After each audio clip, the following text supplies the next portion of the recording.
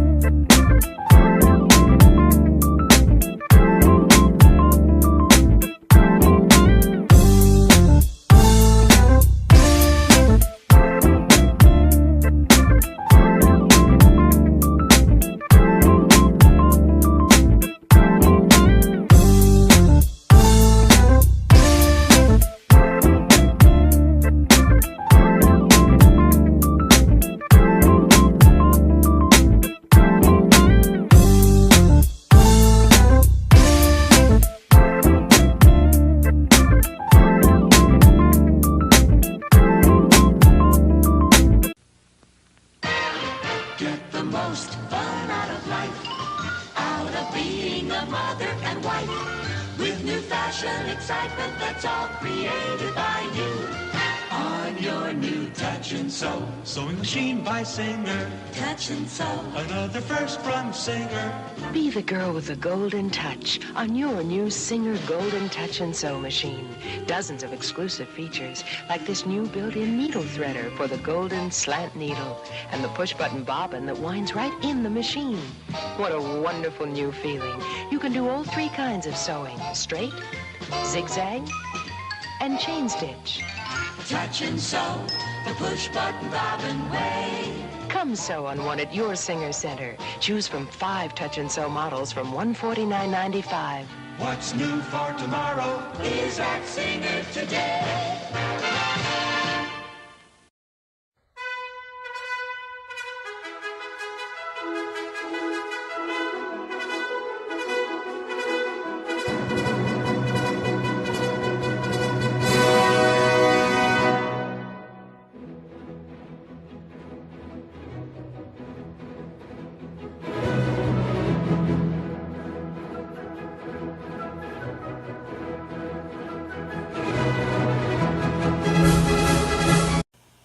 They're just touching Touchtronic memory machines. Incredible.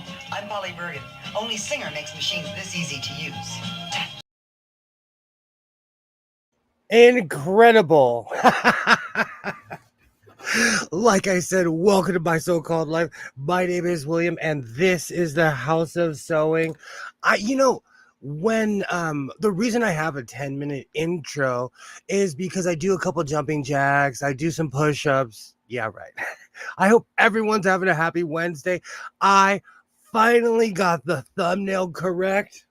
I have no idea why, but for the past 2 weeks, I have mislabeled Wednesday as Monday.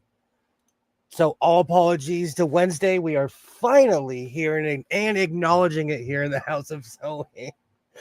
So anyways, I worked out in my yard today, and I just... Yay, great to see everybody. But before we get started,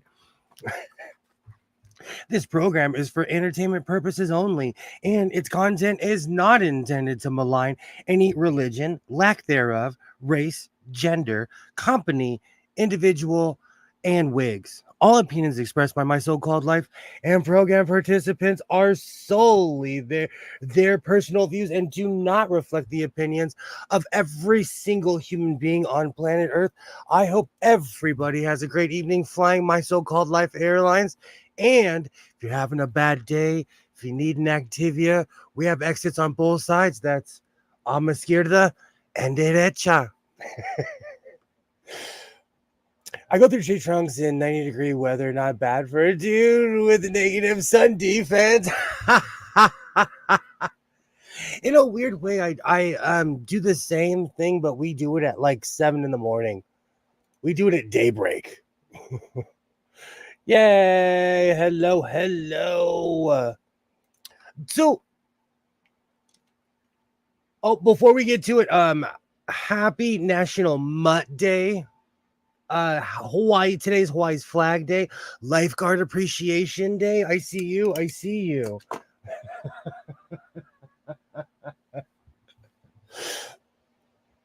So I've been going through all of my fabric and I thought I made a coat of this particular pattern.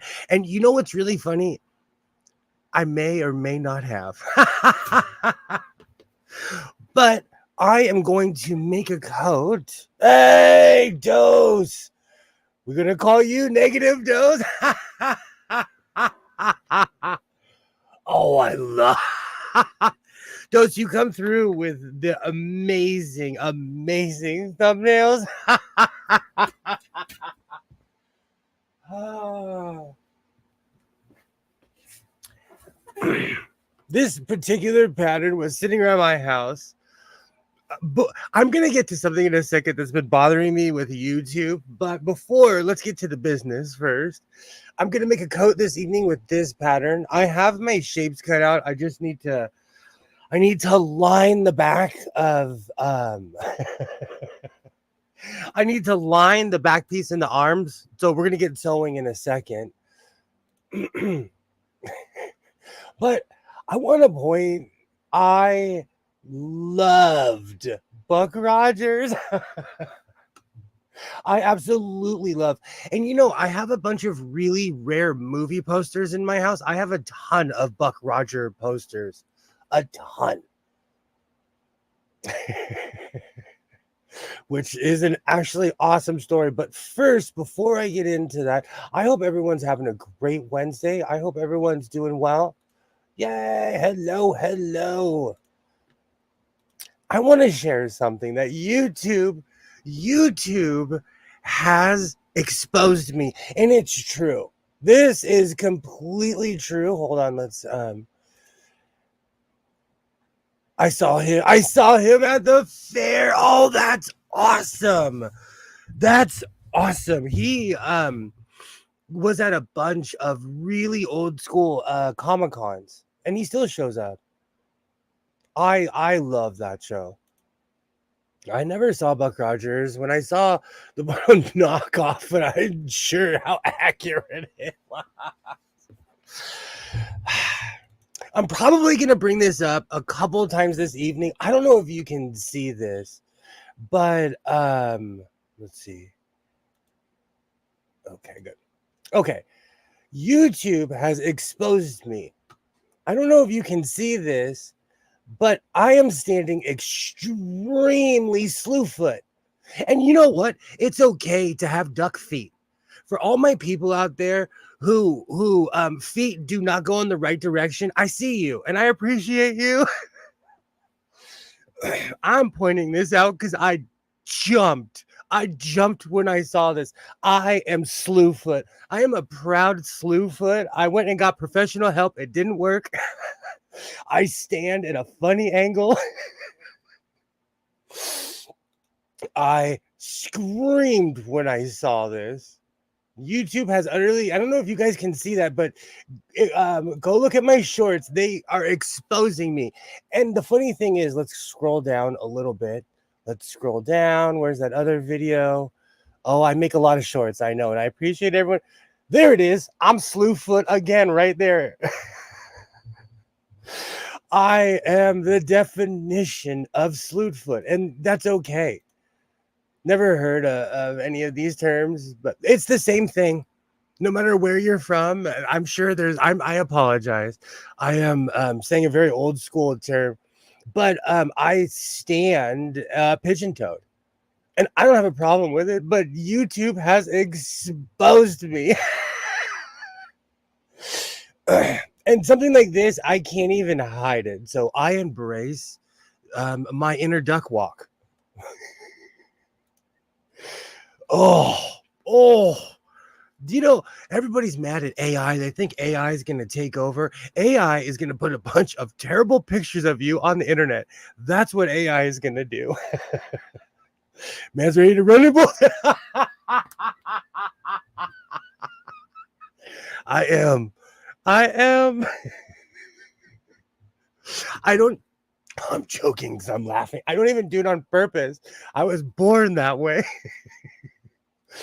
Oh, don't take a DIY line down. I'm really good at swimming. I'm like an Olympic swimmer. Oh, oh. I mean, something like that, I can't even sit up here and deny it because and it's funny. I know it's not a person cutting the thumbnails. It's just the AI saying, okay, boom, we're just going to do this. I get it. But I'm Slewfoot, and I'm okay with being Slewfoot. And to anyone who watches this in the future, I see you and I appreciate you. It's okay.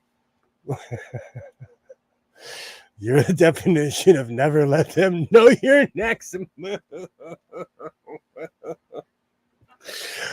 They exposed me, so it's not like there's anything I can do about it. They say if your toes are together.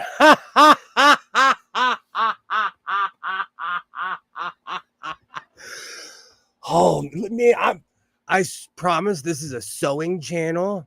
I promise. You know what? Let me get my table. We're going to start sewing. Oh.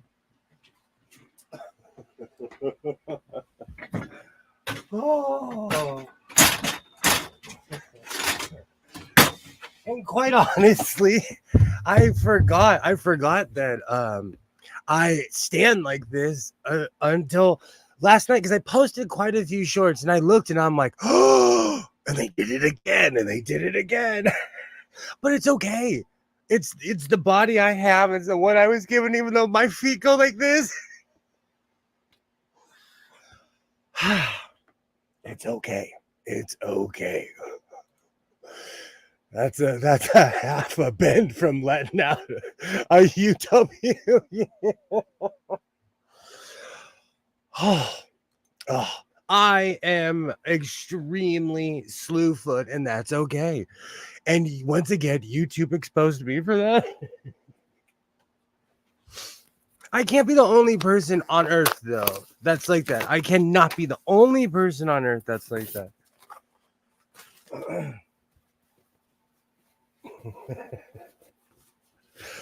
Oh, these are the things that I stay up at night and obsess over. But really, there's nothing I can do about a thumbnail, All right, let me switch my angle. I'm going to be making a coat this evening. Do you know, I've been going through all my old footage and all the stuff that I used to make, and I love making coats. And I don't care if I get typecast. It's just something that I love to do. Let me make sure that I'm standing correctly. Oh, something like that you can't hide because eventually you're going to get caught in a picture. Oh, that's hilarious. And to anyone in the future who's watching this, it's okay. I've made it my whole life with my feet pointing in the same direction. Oh.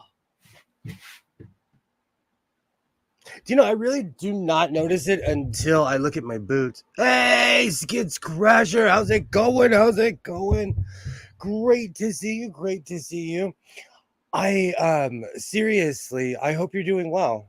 There are massive wildfires by Skids Crasher's house. So everybody keep this young man in your considerations because it's crazy in Northern California right now. Yes, you did miss where the emergency exits are, and you missed YouTube. I should have kept that up. YouTube has exposed me for the slew foot that I am, and I'm okay with it. You can see the other side of your shoe from the front. I'm gonna pull that up again. YouTube, I don't know. And the funny thing is, I don't even know how or why they did this, but that's okay. It's life. YouTube has exposed me for the way that I stand, and it's not like I stand like that all the time, but I am a bit slewfoot. I think it's hilarious. At my age, I embrace who I am. Yes, I said it kind of early because we got off to an amazing start here. But I can't even hide that. Like I can't even hide that. Especially this one, the Baker Street Irregulars, which was a title that I took from the really old school Sherlock Holmes. My almost full yikes. Yikes. That's awful. See, that is awful. Northern California is under siege right now with fires. It's just crazy. I once had a drill sergeant come up to smoke me, stop and say, "Jesus, Private, you are ugly." They completely forgot to smoke me. That's a good defense right there. That's a good defense. I'm ready for the Komodo sport. Hey, I like that. I like that. But yes, I'm slewfoot, and that's okay. I stand in both directions at the same time. But seriously, Skits, I hope you're doing well, and I hope I hope you don't have to evacuate. I hope you don't. It's insane this time of year how you could go from having a peaceful day. I walk outside of my house and I smell smoke all the time, and I'm just like, oh. So fires are not, they're not, I'm not a fan of fires. Do you think that people that are arsonists should get life in prison? Because where I live, we're trying to do this thing where if you get caught starting a fire, we're trying to give you massive time. Don't ever increase your pay. Oh, see, I knew that I had to bring this up. This guy definitely will. But seriously, be careful, Skits. Be careful. Be careful. In 07, there was a fire that tore down half the property by my house. Third strike. There was a fire that tore completely by my house. And it completely burnt down half the ranch. We had this historical house that we kind of couldn't do anything about it, and the fire just came and tore that thing down. Yikes. So I hope you're doing well, Skits. I hope you're doing well. The fire was so hardcore that there were stumps still burning like a month or two later underground. It was intense. I actually have pictures. Oh. I have a stump that has been burning in my yard for 10 days now. I'm subjecting myself to smoke inhalation, but it's different when you live like where we live. You can't escape it. When there's a 400,000 acre fire. You're not going anywhere. I'll never forget a couple years ago when I went and saw Sabathon with my son, we had just smoke everywhere. There was nowhere, not even Arizona or Nevada, where we could go to escape the smoke. So yeah, it's just insane. You know, me and Greg Wright was gonna brag. That's why I said it early. I was hoping that you did. I am Slewfoot. I am a real life Slewfoot. Hey, Ollie, great to see you. Great to see you. Awesome. Hello, hello. I have light smoke here too in Canada as well. It's crazy. It's just crazy. As you can see, I'm not a fan of. I'm not a fan. Yay! Hello, hello. So, do you think that people who start fires, do you think that should be a punishable crime? Like here, we're trying to get them put away for a long, long, long time. Because people get caught and then they're like, oh, you know, you just burnt down half of Southern California. Oh, sorry, I'm looking for this old raggedy pattern. I have had this Mimi G R11 407 pattern for 5 years, 6 years. This thing has gone way beyond expectation. Yeah, hello, hello. Yeah, exactly. See, I knew Alibaba would know. Me, yeah, exactly. I agree. I agree with skits. There's a lot. If anyone wants to join, let me know. I'm going to be making a cut this evening. But I have most of my stuff cut out. And I always say, like, oh, I won't be going that long. And then I go for hours. Oh. So Skits thinks that you should get 25 to life. People get caught where I live because we have cameras everywhere. So it's an interesting conversation. As someone who's affected by this, I have an emotional response. Yeah, hello, everybody. Great to see you. I wish I could make that noise he makes before he dies. People would love it for about 15 minutes. And they'd be like, what's wrong with you, Dose?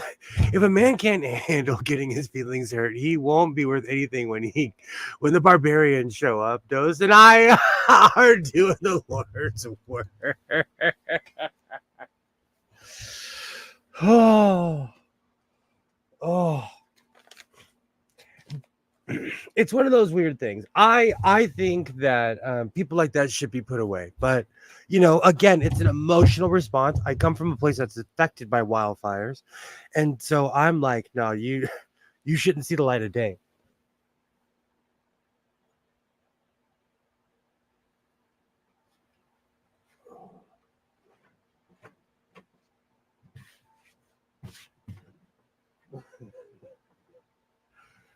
Okay. All right. Let me start lining this. Let me see what's on my notes. Revenge of the Slewfoot.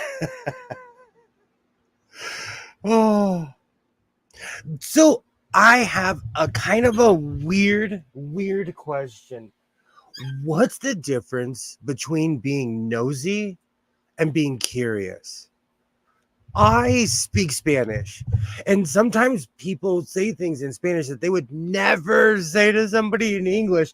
And I had this strangest conversation with somebody, and it made me think of like, where's that line between like somebody being extremely nosy, and I'm talking about like a stranger, someone who's a complete stranger.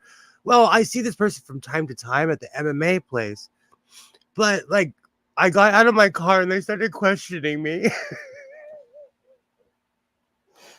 And I told him, I was like, and it caught me off guard. So I was like, are you a cop? Are you bored? And to his credit, he was like, I'm just bored. So I continued the conversation because he was honest. But it's just weird to me. I think it should depend on what they're doing. If I set my neighbor's field on fire, I'm financially responsible for the damage. The difference between nosy and curious is someone getting their feelings. I know I'm a bit of an oddity. I step out with my cowboy boots. I've been wearing my cowboy hat a lot lately because it's hot. It is hot and it blocks out the sun and it's saving my face. But I know I stick out. Like, I get it. But I walked out and this person started questioning me, and I was like, that's strange. Because where I'm from, there is a whole etiquette of how people deal with each other in Southern California. There's a whole etiquette. A curious person will have a dumb look on his face. I actually respect the guy. The MMA guys, I catch a lot of them off guard because they see me around town on my bike, and then they see me in my car all soccer dad, and they're like, who is this guy? And like, if you don't say hello to me, I'm not gonna walk up to you necessarily be hi, be like, oh hi, you know. So it was just so funny. I got out of my car and this person was like, what do you do for a living? And I was like, are you asking me out? It was so and you know me, like I'm kind of a happy go lucky kind of person, so I was batting them around like a cat and a mouse. I was like like what, why are you questioning me? But it was it was weird. Or maybe I'm the socially I thank you. See, Mona and I are on the same wavelength. I hate it when like I'll sit here all day and tell you guys what I do for a living, where my tractor is. I put my tractor in every video because I love my stupid tractor. But my whole point is I do not walk up to people and ask them what they do for like, and I just got out of my car and I know he's a part of the MMA place, but it's weird to me. That blue fabric I was talking about the other day is under Mr. Bones.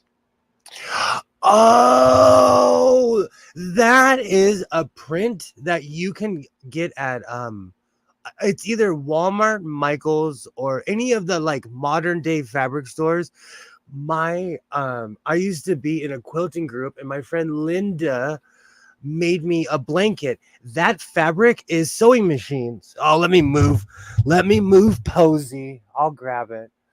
The answer is nothing, or exact. Thank you, Mona. Like, it's weird to me. I'm, for as much as I have an Alexa, for as much as I'm online, I'm old school. Like, when I'm in public, I shut my mouth. If you talk to me, I feel sorry for you because I'm gonna talk to you. I'm a bit of a talker, but I'm not gonna walk up to people. What do you do for a living? It's weird. I'm gonna grab that blanket in a second. But did he think your tractor was? I think that's another thing. Is what it is that place is really testosterone fueled. And like the other day, I was sewing in front of there, and they were all looking at me like, "What is he doing?" It was like I walked into a lion's cage, like and I'm constantly making vests. I love wearing a denim vest. I put patches on it. It's what I do, and it's just a weird dynamic of people. It's just a weird dynamic of people. And I'm all about hanging out with people that aren't like me, but the MMA crowd, man, some of you guys need a hobby.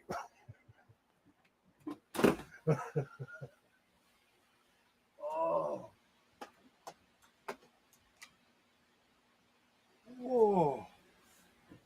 And Dose, to answer your question, this is a blanket someone that I absolutely love made me. She made me this blanket and I put it in a video because I love her so much. But a good friend of mine, Linda, she made me this blanket a while ago. And I absolutely love that woman.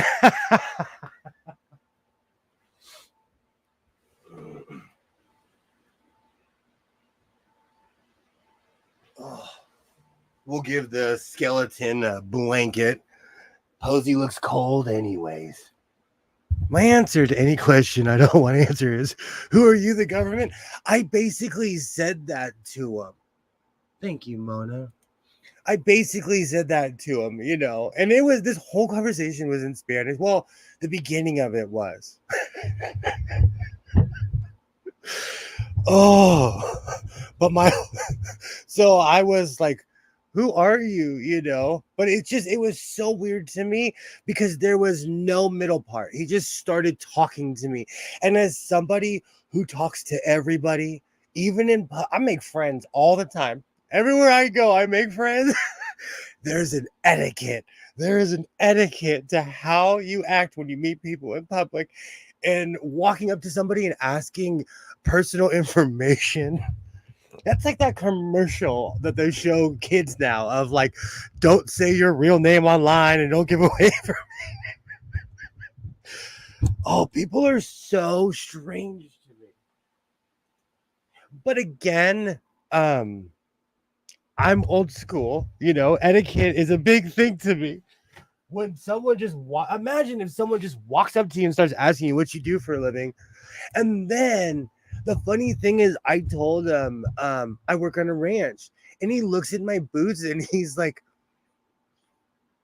"You don't look like you work at a ranch." Let me tell you, just because I have clean boots on, and the funny thing is, I have to remember that non-cowboy people don't know what it is to be a cowboy. They have this really romantic view of what it is. 80% of what I do is paperwork, a pile of paperwork. Oh, just say it was weird. And people judge me too also because I drive a fuel efficient vehicle. Do you know there's one thing that what were those cars that everyone bought? The Prius.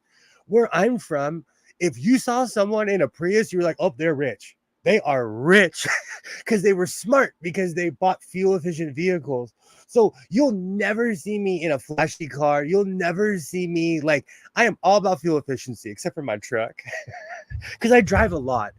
Even this weekend, I'm thinking about taking a trip. So if I'm not here on Saturday, I'm making bad decisions about buying sewing machines. I reply back like, I'm going to start growling at people. Dose. I think I'm going to start. I think that's what it is too. I'm overtly nice, but that doesn't mean that and that's another thing. People misconstrue my kindness for weakness. I'll say something just like everybody else. I just sound like a Care Bear. Just because you're wearing rollerblades and a Klingon. People are way nicer to me when I'm dressed like a goofus, when I'm wearing my pink stripes, or I have this striped shirt that I made a while ago, and it has giant alien patches on both sides. I'm not kidding you. Every time I wear that, people are so nice to me because they're probably like, dude, this guy probably is a space alien. If a Prius could survive in Indiana winter, I would S&D and pay for one. I'm telling you, even in my car, when I brag about going to Vegas, I fill my tank up the street from my house. I fill my tank, and I'm driving into Vegas, and I'm still at half a tank. You cannot get, and that's over 300 something miles into a different state. And I don't even have to pull over. I'm like that bad commercial where the guy's going to the gas station for food. I hardly get approached because people say I look mean. I can't help. I have thick eyebrows. Hey, Dose, I have thick eyebrows. There is nothing wrong. There is nothing wrong with that at all. 11 miles to the gallon. The only place my truck takes me is to poverty. Oh, that is true. That is true. My battery recently died on my truck, and my battery is $350.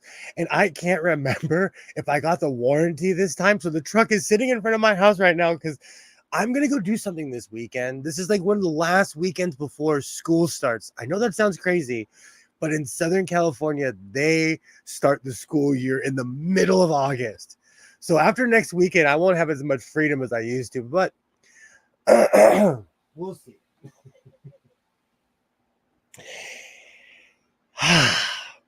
So, needless to say, I have an extremely fuel efficient vehicle, and there are advantages to it. So, and don't get me wrong, I own two, not one, but two trucks that are not fuel efficient. But I'm a stereotype with my second truck. It sits in front of my house.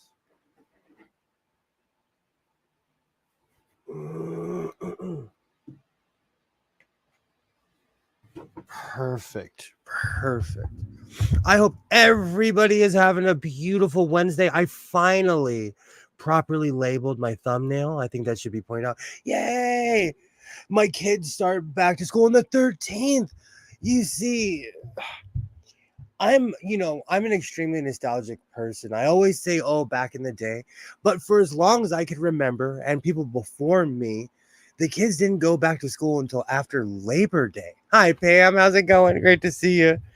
So it's just weird to me. It's a huge pet peeve of mine. Because it's August. Like we're just now getting into the summer groove.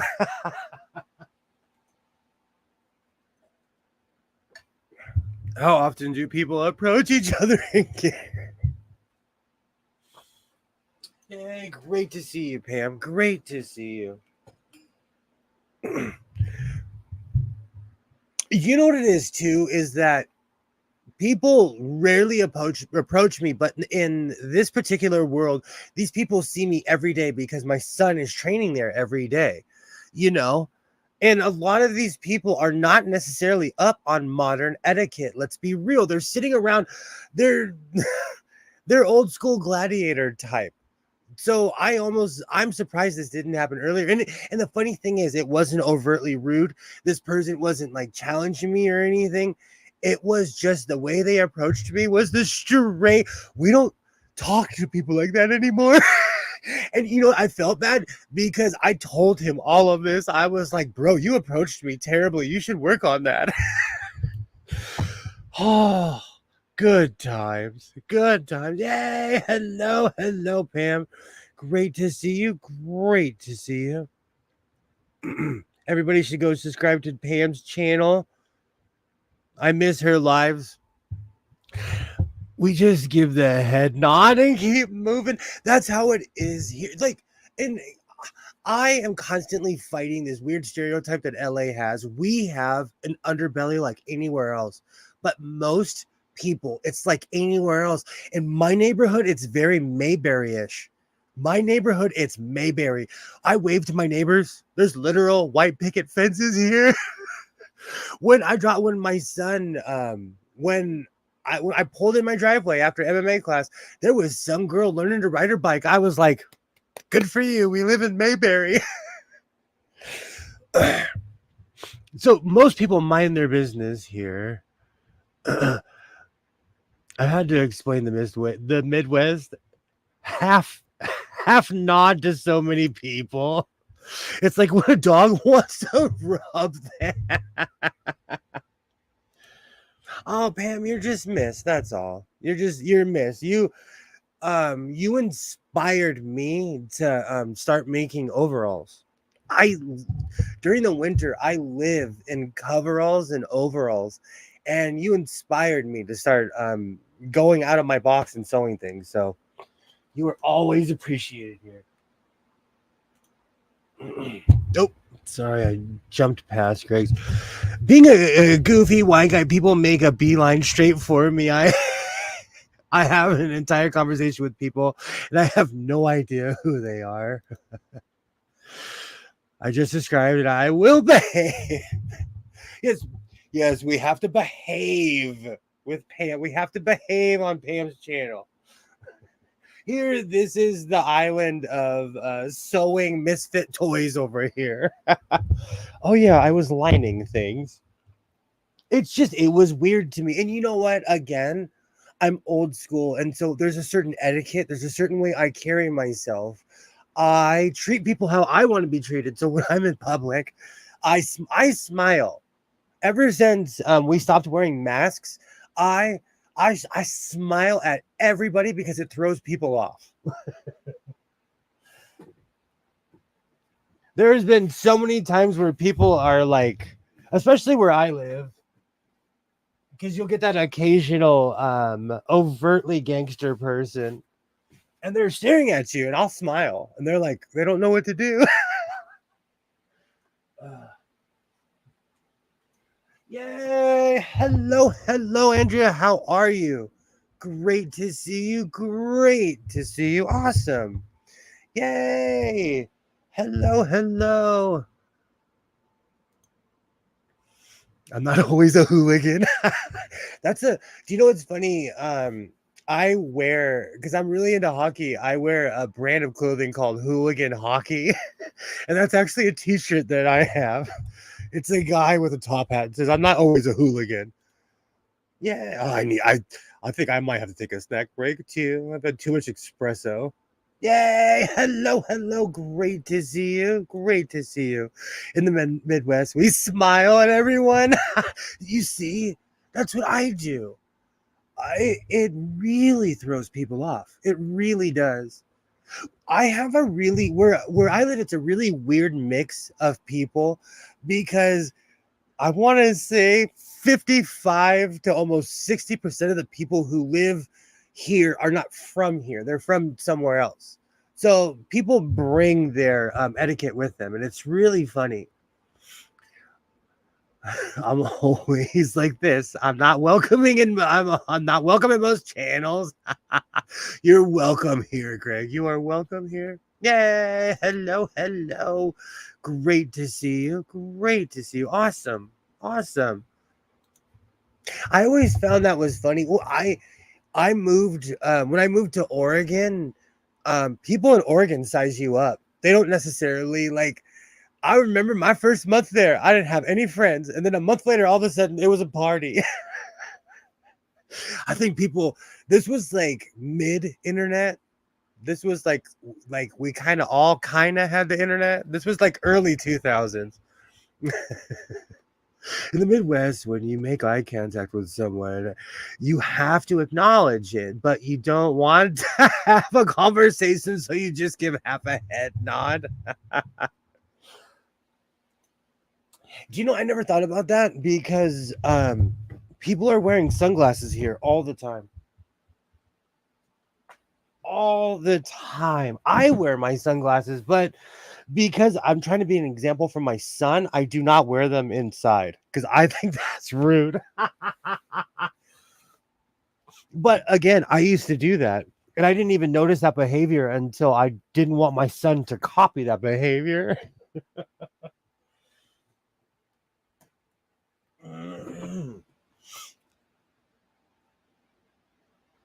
MySpace days.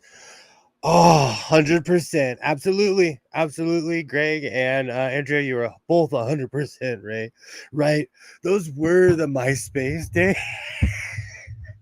I said this a couple weeks ago and people were shocked. MySpace is still up. It's back to being for musicians. I resurrected my MySpace not knowing what I was doing.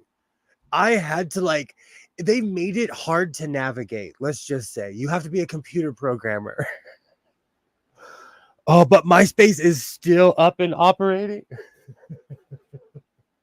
Well, last time I checked, it's been a couple months. I haven't been that bored. But let me tell you, during the pandemic, I was that bored. I was that bored, and I resurrected my MySpace during the pandemic. Oh, I forgot about that. I guess other places don't do the nod. Many of them have asked me why people in the Midwest keep nodding. Where I live, we do the nod. We still do the nod. It's almost a sign of respect.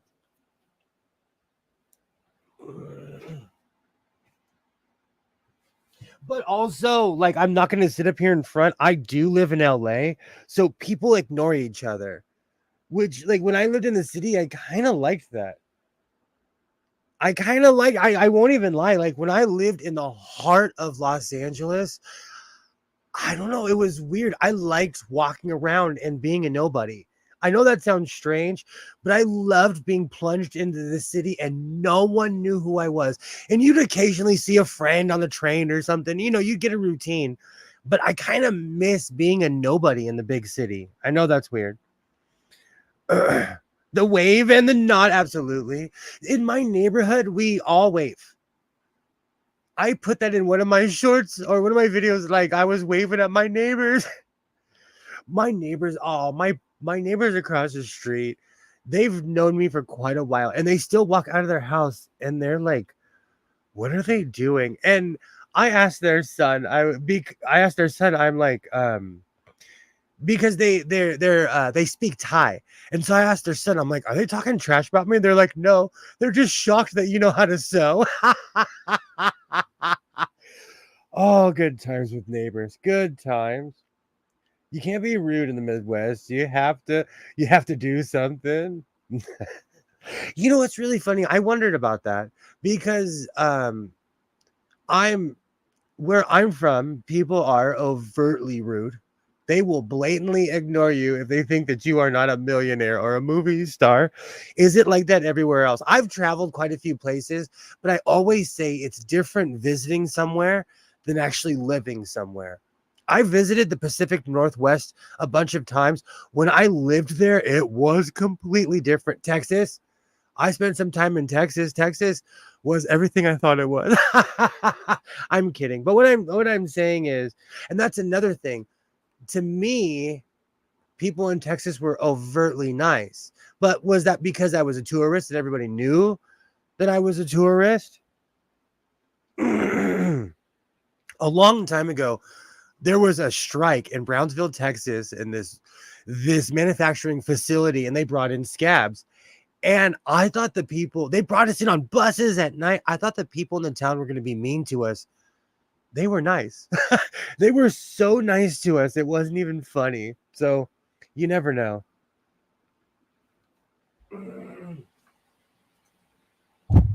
Manners are everything in the Midwest. The more polite someone is to you, the less they know like you. Yikes.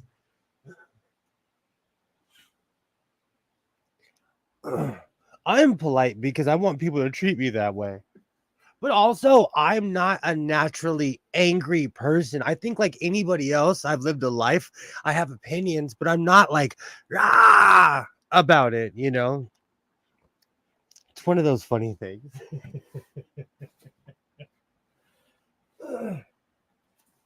And like I was talking about on Monday, I think the most aggressive thing where I live is how people drive. Where I live, we tailgate. I didn't even realize it until I started traveling. We tailgate like crazy people in LA. So what would you do if it was garbage day and someone randomly took your garbage cans to the curb? Okay.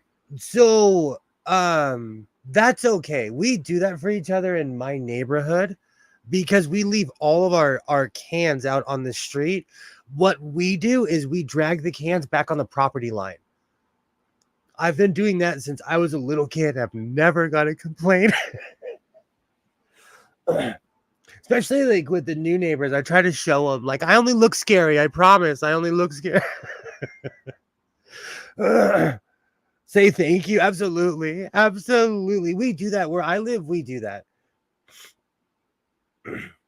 Do you know what I'm describing is more like, and it's not even like, I'm gonna say Beverly Hills, but where I live, it's a wannabe Beverly Hills. So people get these ideals of how you're supposed to act, and then they move somewhere and they're rude. It's the same thing happens in New York. Every time I've ever been to New York and someone says, "This is New York," they're not from there. They're not from upstate anywhere. So it's always interesting. I don't know. Do you know, I'll tell you, people where I live do not communicate well. So it's more or less people just do not communicate at all. So there will be the wave and the nod, but a lot of it is superficial.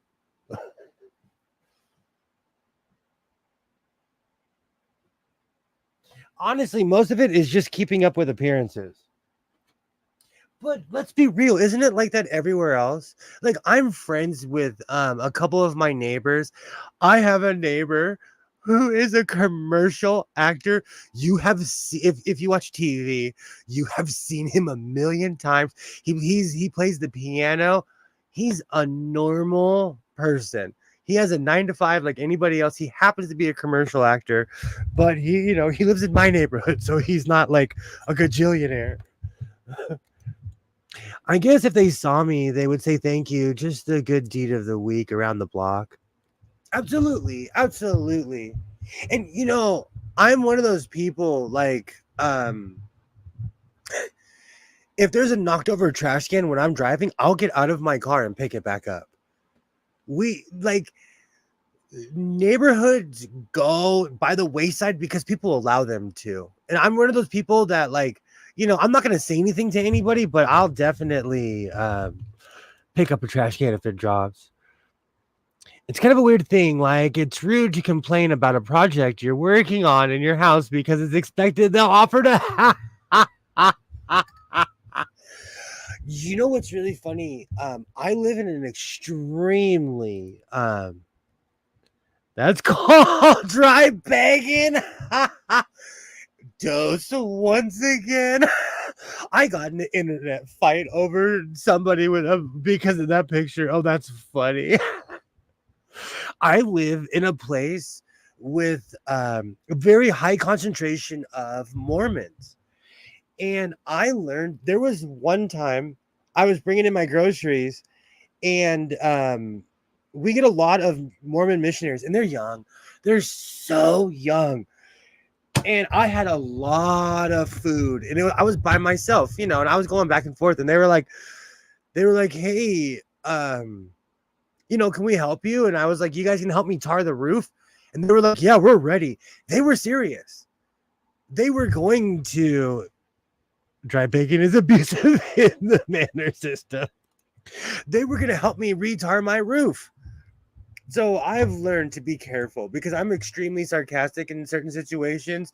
But like where I live, those Mormon missionaries will help you. And I've seen people take advantage of them because they will not take money. And someone's like, oh man, I have this whole hill that needs to be cut. Because where I live, it's fire country. So we're constantly cutting down to the dirt. Like if it's dry brush, we get rid of it. And it's hard work. People get paid a lot of money to do that. And certain people take advantage of these poor young Mormon missionaries. I feel bad. I think it's crazy.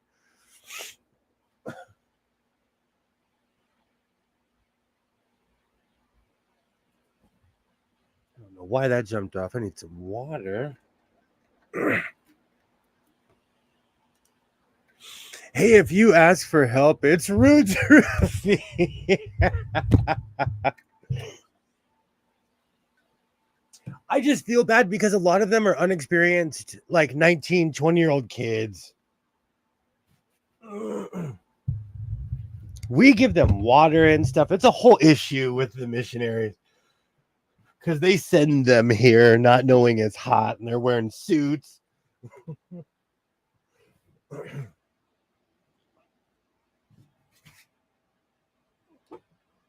Perfect. I'm glad I cut my other shapes out earlier. Because I am a bit of a yak when I start live streaming.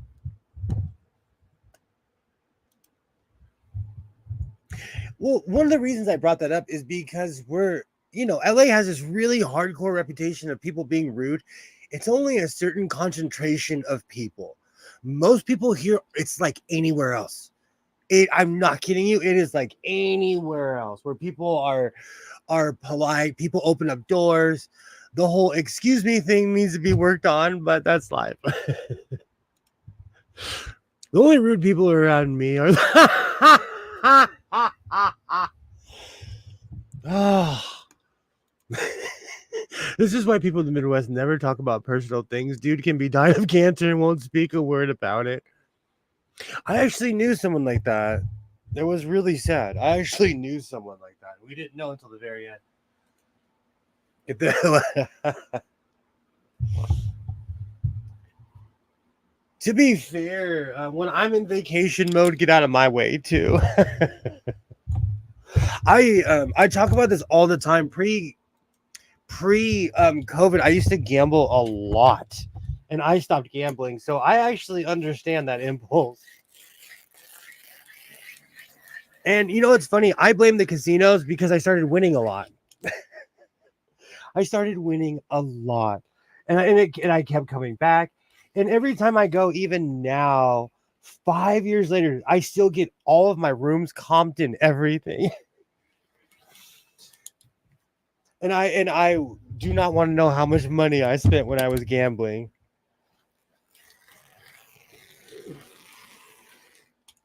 And you know what the funny thing is? I hate to say this, but my YouTube channel really helped me out and helped me stop from that. Because I would go to Vegas every weekend.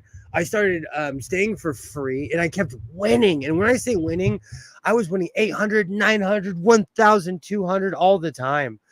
But I kept on coming back. I was spending money. You know, it's a cycle. So gambling is bad. Even if you win. It got so bad that I was betting on sports and I didn't even know how. I learned, but that's how bad it got. At first, I didn't even know. I was like, I just want the Dodgers to win. Oh. But I haven't gambled hardcore in a long time. In an extremely, extremely long time. Who needs to gamble when you have a room full of sewing machines?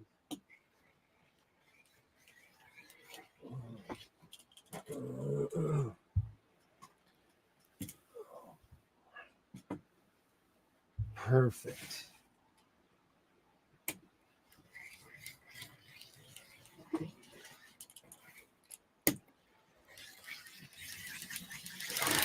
Perfect.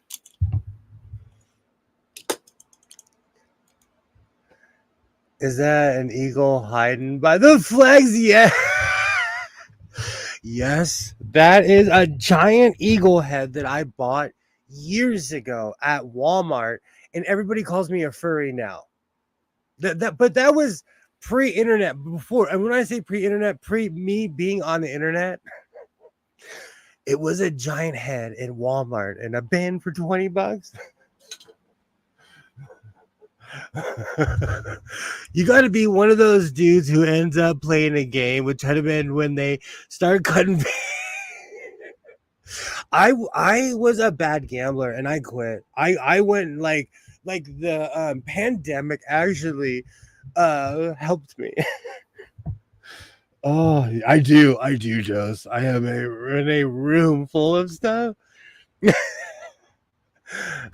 This is I Spy in here. This room, if you slowly start scanning in this room, you can play I Spy. I might be getting it. Oh, 1888 VS2 5-drawer with French manual and a strange attachment. I said, I'm not. Oh, you speak French. I was about to say, I have all kinds of books that'll help you. When I get anything that's like French, Italian, I have all kinds of books that can interpret. But because I speak Spanish, part of me, I think I can speak Italian, and let me tell you, I can't. I can't. I'm off. A little overpriced though. You know what though? You know me, Alibaba. I've paid I've paid overpriced, absorbent prices for sewing machines. So no judgment here whatsoever at all. Do you know what's funny? If I do not say the price, I paid a lot of money for it. That room would make me insane. My ADHD can't handle it. I know quite a few people in my life that are like that. Ah, is a good idea for your audience to engage with you. I spy, absolutely. I do have a ton of stuff in here. We can even start with like, what year are these sewing machines? Every single one of the black sewing machines, well, except for the one on the far right, are at least 100 years old. And it doesn't feel like it, but it's 2024. Americans learn to speak French. The French just learned to say, I surrender. I knew that was not. I knew you were going to say that. French people actually speak English well. When I was watching the opening ceremony, I actually was impressed on how well the French were speaking English. I had a friend who was from Germany. He showed up from Hamburg, Germany, could speak perfect English because they teach it to them as children. If you took me at the same age and took me to Germany, I would starve. Oh. I'm impressed when people come from other countries and they're like trilingual. Again, my friend from Germany, he could speak Spanish. He was kind of like, I brought him my other friends and they're like, what? Who is this guy? And I'm like, he speaks Spanish. Oh, that was good times. Good times. I like the sandwiches side by side by le side. You just described that sewing machine like hillbilly talking about a muscle car. Well, around here it's the same thing. Around here it's the same thing. Alibaba's speaking my language. The worst accent. Greg's out here trying to get everybody canceled. Oh, let me click on live chat. Even if they close the lights, I can speak like that as well about the Mopars. Do you know what? Same. I could do that with tractor talk, but this is not a tractor channel.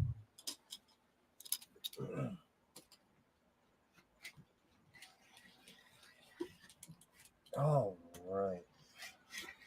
This channel is for sewing and shenanigans. And if shenanigans and sewing happen to go hand in hand, then I'm all right with it. Do you know, I really think I did something to my wrist at work and I'm in complete denial. I had really thick welding gloves on and I banged my wrist and I was like, oh, doesn't hurt. Keep going. But I feel the internal bruising. Oh. And that was this morning at like 4:45 this morning. All right. I'm going to pin this a little bit because this fabric jumps. Oh, perfect. All right. So now I just have to line my arms and then I can start sewing.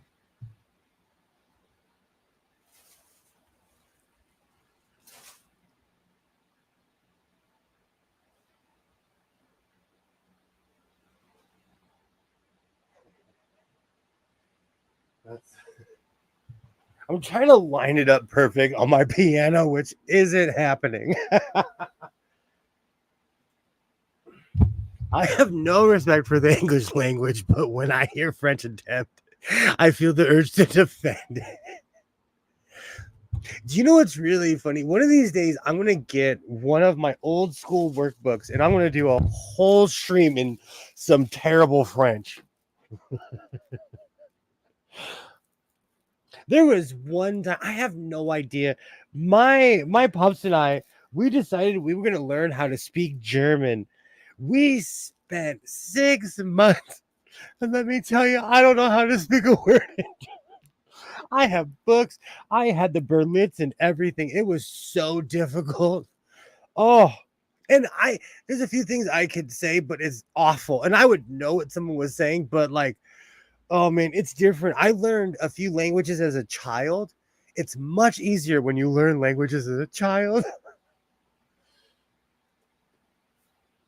I'm sorry, my keyboard. My keyboard. But let's be real. I go straight to the synth sounds and I'm in here playing my synth pop. Oh, I had an easy time learning German as a kid. See, that's what I'm saying. When you're immersed, I was immersed. Exactly. When you're immersed as a child, it's easy to learn a language. But, and this was me and my dad, we were drinking Coronas, trying to learn a different language. It didn't end well.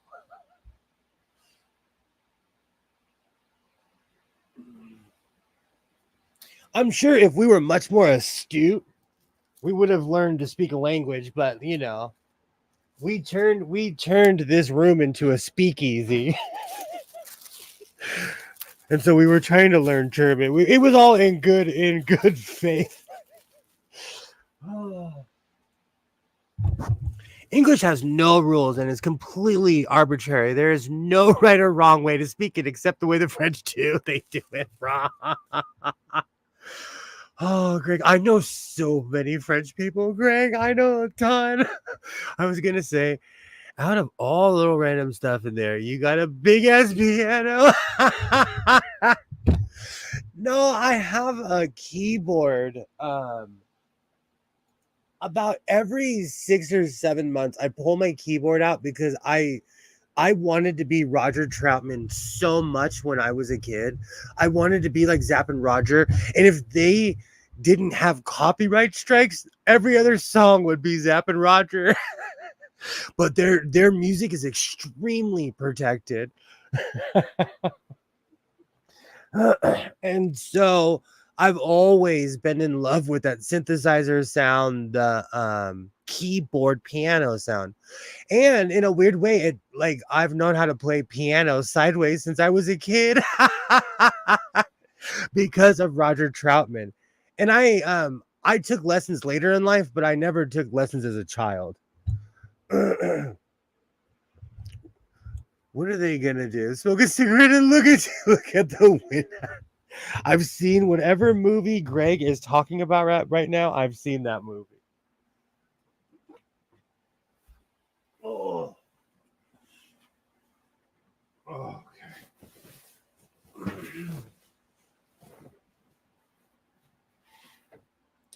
My grandfather was in World War II, and he would always defend the French.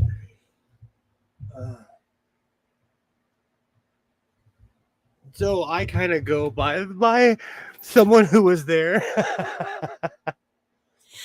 All right, I'm going to take a quick break because I've been running all day. I have been running around all day. And it's funny how at the end of the night, like after all the running around, after work, all my soccer dad duties, I'm like, oh yeah, I can chill out for 5 minutes.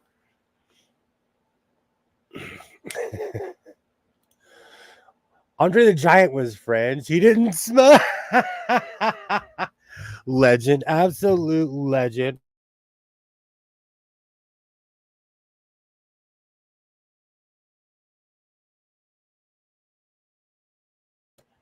I have to address this. Okay, ever since the Olympics started, it has revitalized people's weird obsession with the French. They have a different culture than we do. They carry themselves. Do you know what's funny? As someone who's obsessed with fashion, I watch French fashion shows all the time. I'm subscribed to 9 or 10 channels where it's just I'm like, I hope they're talking about fashion. It's all in French. Oh, the French are just a different culture than we are. And I know it's jarring. They're just different and they're really into fashion. Did you notice how at the Olympics everybody had a three-piece suit on? You could tell all the French people because they were well dressed. Where I live, we all wear t-shirt and jeans every day. So I'm not judging the French. It's true, Adrian. It's true. I bet he did, probably in a cafe while ignoring a waitress. North Americans don't understand culture shock. It can actually kill you in Europe. Oh yeah. I'm a traveler. I respect other people's culture. Things are different. Even in America, you can go to a different state and they have a completely different etiquette. Do you know the first time I went to like Manhattan, stereotype New York, they say things to each other that you can't even legally say to each other in California. But it was kind of like the movies and it made me laugh. But that's how people in New York, Manhattan-ish, the island-ish are, and that's okay. I'm not from there. I literally did this. Just kept going, you know? Everywhere is different. I lived in Oregon. Seattle was different. Like I said, Texas, Idaho. I've been to Idaho. Man, a lot of people have opinions about things. Idaho is weirdly peaceful to me. Okay, here's the difference between nosy and curious. What's the brown thing between the old sewing machine? Is that one of those stackable doll thingies? Wow, you have good eyes. Oh. I probably shouldn't have this out. It's probably worth a lot of money. But my grandparents traveled after World War II. My grandfather refused to fly. But he took my grandmother around the world on cruise ships. This is a Russian doll. This is from Russia, probably 1960s or no, they probably traveled in the 50s. But this is a Russian doll, and I live in a museum. I'm scared to open this guy because these are kind of precious. Nope, I'm not even going to mess around with this. Because this has pressure cracks from over the years, and I'm trying not to add to the pressure cracks on this thing. But I have all kinds of crazy stuff from my grandparents. Water there could make you very sick or kill you. No jaywalking. Oh, you. Very true. You know, you bring up a good point. Something I wanted to talk about today. An icon one. Cool. I got this from my grandparents. But I know for a fact they got that from Russia. My grandfather took my grandma on cruises around the world. He never flew in a plane after World War II. I'm nosy first, then curious. See, that's different, though. That's different. That was polite. You didn't ask me what I do for a living and then tell me you don't believe me because my boots were clean. If it's wood, you need to oil to keep it from cracking. I think I'm scared to put oil on stuff. I want to thank everyone who lived through my Gojo incident with my Star. So I have a Star sewing machine that was made in occupied Japan after World War II. Still to this day, I don't know what I was thinking. I rubbed Gojo on a price. It's priceless if you collect sewing machines because it comes from occupied Japan and has a plaque. I ruined a sewing machine. I ruined a sewing machine. And you know what? The funny thing is, I got the idea from some guy. It was called Appalachia something. And I should have known because he was talking about those black clackers that are completely destroyed where you can strip all the decals and everything off. I wanted to save the decals and I destroyed a sewing machine with Gojo. So don't believe everything you see on the internet. So I bought this at Walmart, but it kind of makes me angry. This is a pound of buttons. I'm going to be finishing quite a few projects, but the thing is, they're all different sizes. So I have to go through here and line them up. Back in the day, they would sell you a bag like this, but they would all be the same size. What a world, what a world. But I needed some more black buttons, and I knew that would cure me. I think I have that in here. Will not damage the wood. I actually have that in here. I have 9 rollaways on the other side. Perfect. Let me line these arms up. It's the only thing Japanese carpenters use on all wood, and they have the best carpenters in the world. Never put cleaners on wood. What size buttons? I don't know why I did this to myself, Mona, but I buy these weird grab bags. It even happened to me with the red buttons. I needed all different odd shaped buttons for my quilting coat, but I needed them all to be the same size. Man, I bought a lot of buttons, and these were $12 because I live in the state of confusion and California. I have vintage, wow, carded buttons. I do too. I have a ton of buttons in here. I keep most of those. That's why I started buying these. I just don't like how they're so odd shaped. They are so odd shaped. And am I wrong? But buttons have become really expensive. Where is that odd jar? Oh. In here somewhere, I have this really odd jar I kept. Oh, I have so much stuff in here.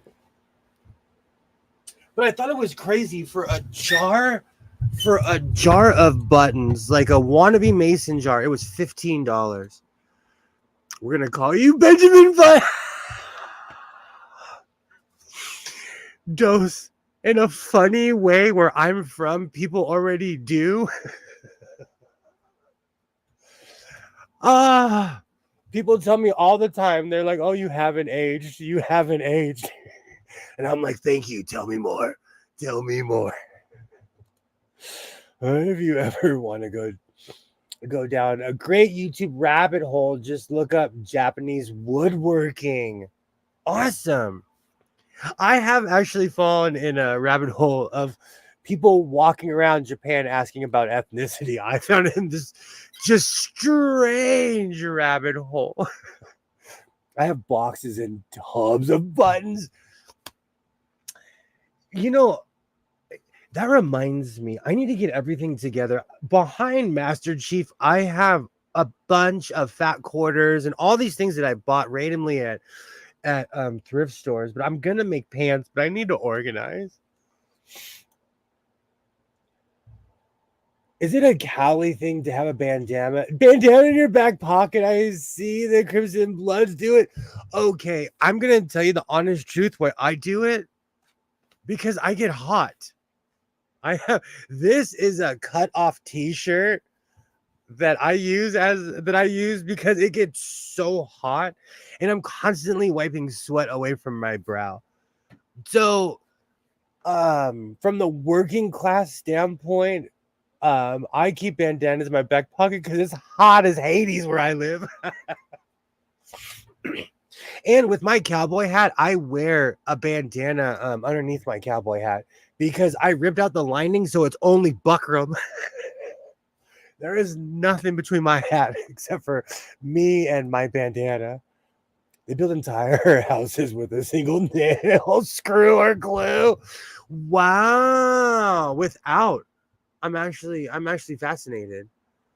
It is fantastic stuff, Greg, and the traditional metal woodworking. I'm actually fascinated in that. I just remembered I made bad choices at Walmart the other day, and I bought these. There's also a random dude in Pennsylvania called Mr. Chickadee that does subtitled videos, and he does all timber framing videos.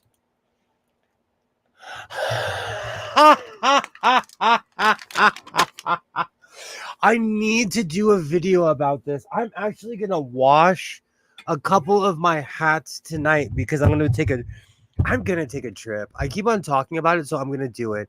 And if I'm not around on Saturday, it's because I'm gonna take a day off because the school season is starting soon. But anyways, I wash my hats. I I have this ever since I quit smoking cigarettes. I can smell everything, and I quit smoking cigarettes years ago. But I wear hats all the time, and my cowboy hat's different because I can't throw that in the washing machine. But I wear a lot of old school baseball hats. I wash my hats for that very reason. I need to include it in a video because there's this whole thing I go through with Shout, and it's not even a secret. I use a bunch of Shout. I hand scrub it with a deck brush, and then I put it in cold wash out to be dried. But also, I live in a warm weather city where you can hang clothes out and they're dry the next day or within an hour or two. The joints are insane. It makes me think I can do it though. Okay, I've seen those videos, Greg. I've seen those videos. But yeah, I think I should do an entire video on how to clean stuff. Even the Clippers jersey behind me, when I purchased that thing was stained. I don't even want to know what the person who owned it before was doing, but that thing was stained. It's shiny red. Even the LA part right here was just someone wore it all the time, so it had that worn look. I completely brought it back to being white again. I bought an entire set of Japanese tools. I haven't built a thing. Timber is expensive. As it is. Man.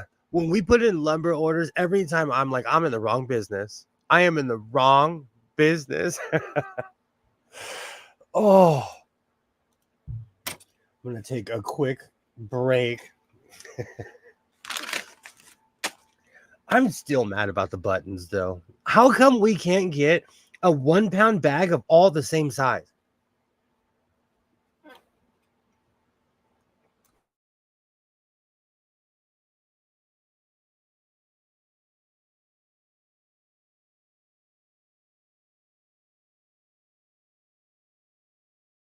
Okay, that's funny.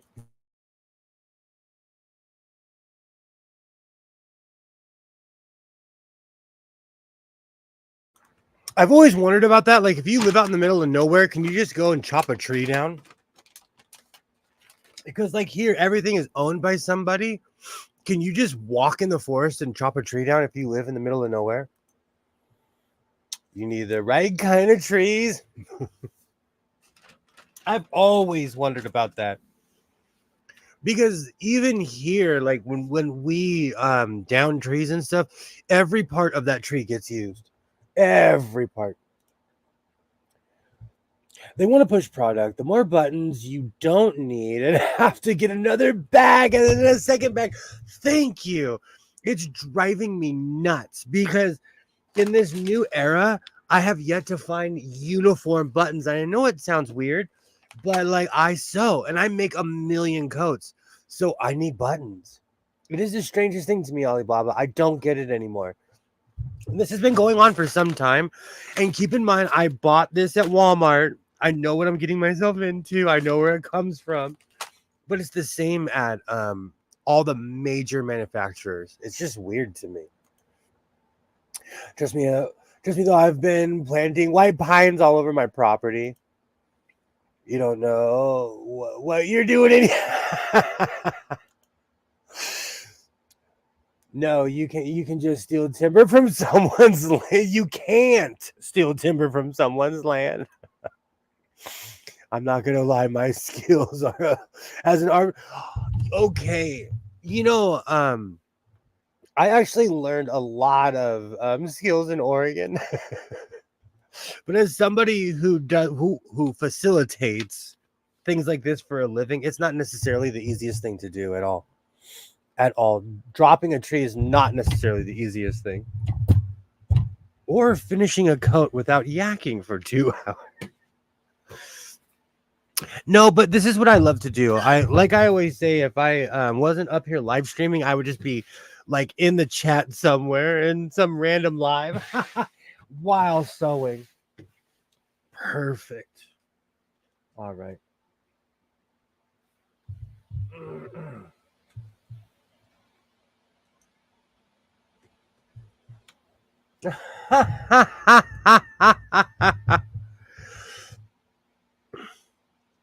I've had all kinds of crazy jobs.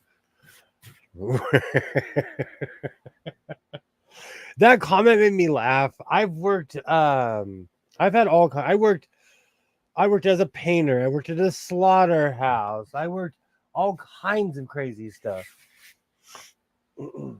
And cutting trees was one of the most fun jobs I ever had, because I got to stand in a cherry picker and overlook the city. I miss that. Dropping the tree is easy. Getting the to survive. Oh, getting the saplings to survive is all sad. Let me see if I have enough room for both of these. Perfect.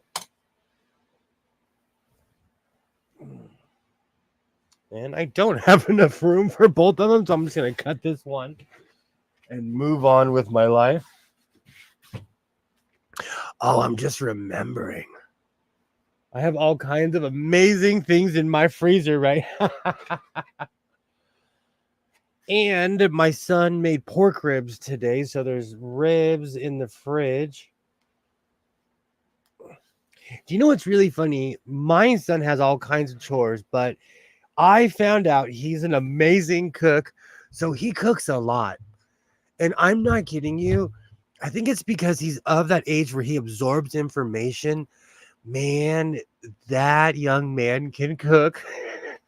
He cooks so well. I'm like, I'm quietly quitting because you can actually cook. But a long time ago, somebody who's absolutely loved and cherished here in the House of Sewing, but I'm a man who ruins everything. Anyways, they told me they knew somebody who were in their 20s. They were grown men and didn't know how to cook. And I thought that was crazy. I knew how to cook by 9 or 10 years old. I mean, like full meal, at least fend for myself.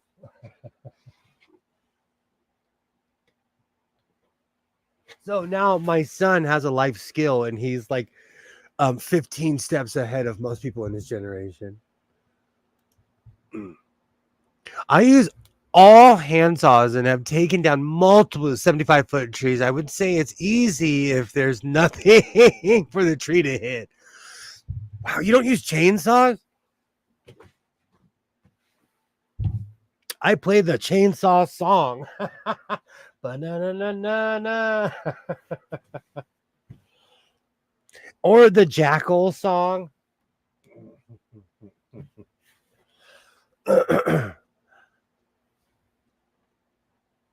I'm a big proponent of power tools. And my job is strangely sponsored by Husqvarna. So we have a lot of crazy power tools. I did have one. I did have one. Take a bumper off my truck. I've done that. That's like in it with my 1988 Ford F-150. I think my truck is invincible in 4 low, and I almost took the frame off with a tree one time. So I totally understand that. I thought my truck was invincible. I could tow anything, and I learned the limits. It's called an oak tree.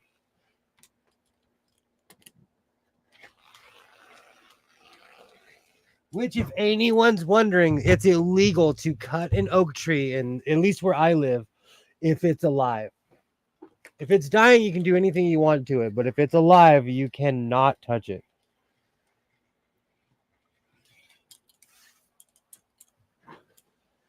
And oh man, 20 something years ago, there was a man who was protesting. He put himself in a tree by my house and refused to come down. It was on the news. It became a spectacle to the point where they had a parking lot and people would go up and like, I feel sorry for the guy because he picked the wrong city to protest. People were like, "Are you really in a tree?" Oh, perfect. Have a great night, Mona. Thank you so much for stopping by. If you don't see me on Saturday, I decided to take a day off. I'm definitely thinking about taking my last vacation this weekend. So if I'm not around on Saturday, I'll be around on Monday or Sunday. I just bought a nice 4-foot timber saw, and I could take a tree down by the time someone figures out the chainsaw needs a new spark plug. That is true. Chainsaws are really efficient until they stop working. See, but it's different because I could take one apart and put it back together. But I see people run into problems all the time, or if they don't get the mix right, depending on what kind you're using. Have a great night, Mona. Thank you so much for stopping by. And the funny thing is, at my shop, because I'm in charge, we watch Mona's live stream. There are literal pipe fitters, people in the rebar union.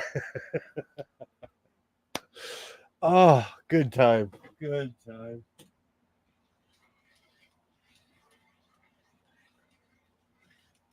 Oh, beautiful. All right. So I'm almost done. I'm almost to the part where I could start sewing. I was going to do this earlier, but man, life happens. Life gets in the way. I'm running around. But you know what's funny? I wouldn't have it any other way. I wouldn't have it any other way. I love the things I do, the people I'm around. So for as much as I whine and complain, it's still a good time. And if you don't have what you need, you get to drive to town. I live in the boonies. I prefer tools that always work. Okay, this is extremely true. Even at my job, we have to drive like 6 or 7 miles into town. So if anything goes wrong, we have to go into town to fix it.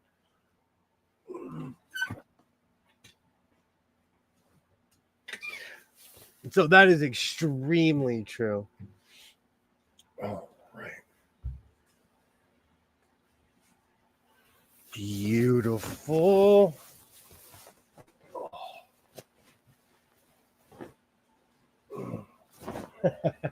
Trying to straighten this out. Do you know, lately I've been making a ton of shorts, and I want to thank everybody who's been watching my shorts lately. And because I own a computer, some of my videos could be from 5 years ago or from 5 minutes ago. It's a mystery. But all you have to do is see how gray my beard is. Or you can always tell by my boots. If I'm wearing real riding boots, it's from 3-4 years ago. Oh, I miss those boots.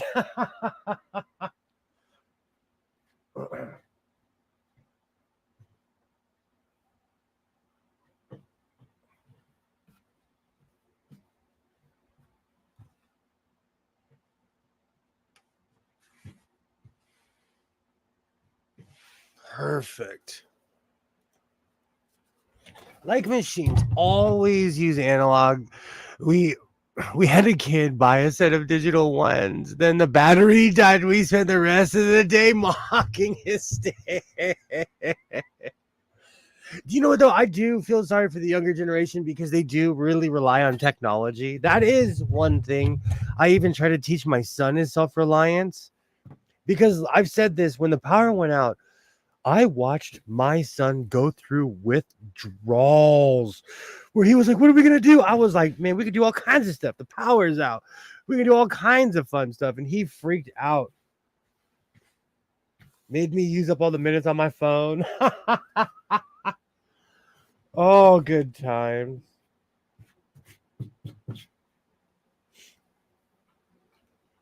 I even tell myself that to not be so reliant on the technology.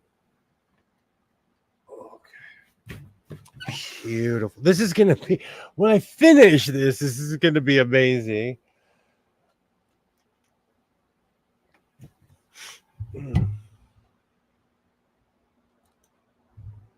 I don't use a miter, and I do use a miter and table saw. I'm not a masochist. You know, it's really funny. You actually honestly answered a question because I have both and couldn't live without one or the either, one or the other. So it really, I was like, you have to have one or the other. I have all kinds of fun tools. You know what though? I think about this all the time. Like a lot of my city tools though wouldn't work out in the country, and vice versa.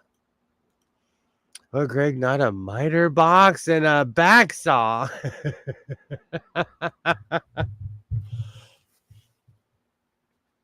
You know what's really funny? Where is it?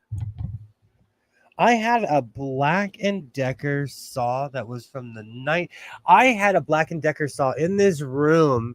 It's probably in my closet. But I had their Black and Decker's first idea of a rotary saw. I have the box and everything because I live in a museum. No hand saws for construction. Are for the Amish. I'm not that hardcore. As someone who I've seen the Amish work, they actually do hardcore work though. And I know people from PA are like, we see it all the time.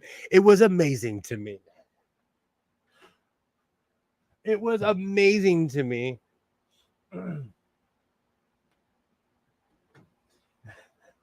And because back in the infomercial days, I knew somebody that would buy things off of TV. So I own one of those weird Amish heaters. I don't know if it was the 90s or the late 2000s. There was a claim that there was a company that would claim that everything that they had was made by the Amish. But really what it was is that the Amish would build the box and he had the heaters. So he called them Amish built heaters. And there's a whole infomercial and everything. And I own a couple of them. They're actually well built, though. They're actually extremely well built. All right, I'll cut around this once I get all of this off. Perfect.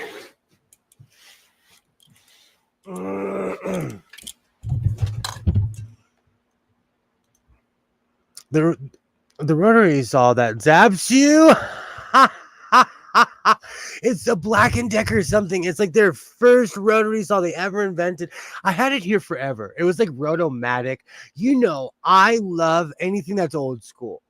I found it in my Pops' collection. I was like, oh, I'm taking this. The Amish do not. They do not. It was impressive to me to see humans build a barn. I witnessed, I don't know how many humans build a barn with ropes and hammers. It's impressive. So it was an actual steering engine fan heater. So it's an actual Stirling engine fan heater. I think that's what it is. Whatever they would sell online or whatever. I'm so sorry, on television. They have a metallic case. They do. I have a couple versions because, and it wasn't just my grandfather loved buying stuff off of television. I have the claw. I don't know if anyone remembers the garden tool, the claw. I have a couple of them. Oh man, my claw is being held hostage by a raccoon. I just remembered one of my claws is in a shed where the raccoon is in. Oh, once the brushes where you get zapped. That's good to know. Have you ever seen them grab like 100 ammos and just pick up a bar? They're crazy. I'm telling you, I watched the Amish build a barn, and I've seen some insane things in my day, and that's on the list of like, did that just happen? Did that really just happen? I have the claw and still use it. It's ingenious.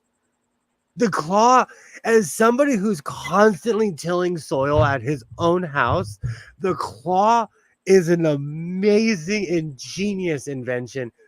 Tell me you can't hear that cricket. Can you hear that cricket? My house is infested and the door is closed. Oh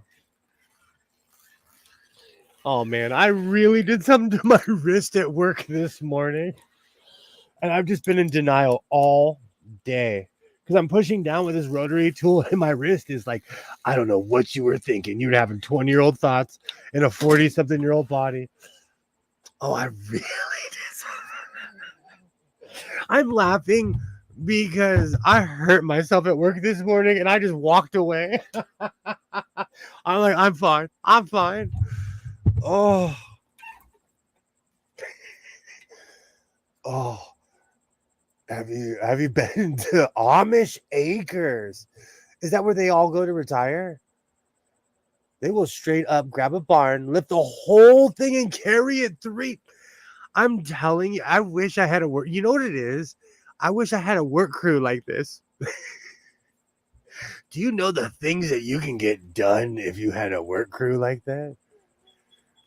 Could you imagine if I had 15 people with the will of the Amish? All kinds of projects would be done by the due date. Oh, not that I'm aware of. There's a bunch of Amish towns by my house. Oh. You know what ruined it for me was I can't remember what channel it was. I believe it was AMC when they were on their reality kick. I fell in love with Amish Mafia. I know it's fake. I know it's fake. I fell in love with that show. It gave me a view of PA I never knew. I never knew that existed. And the Mennonites. And I'm telling you, I'm not giving away, but I do speak a little bit of German, and I know the Pennsylvania Dutch. I can understand a little bit of that. Good show. I miss all those crummy shows.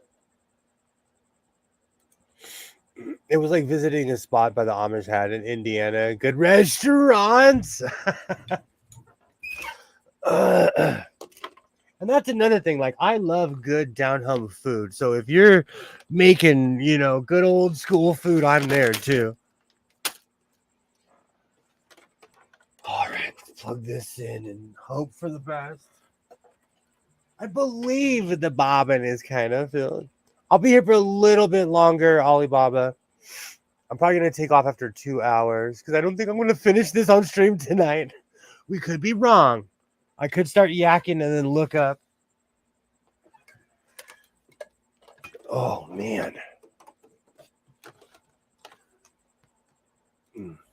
And to be clear, I'm the only on from Indiana that is really. Oh, I'm the only one from Indiana that is really Midwest. Ask Greg what time zone he's in. See, where I'm from, we don't have these arguments because we're all in the same time zone. Oh, that's funny.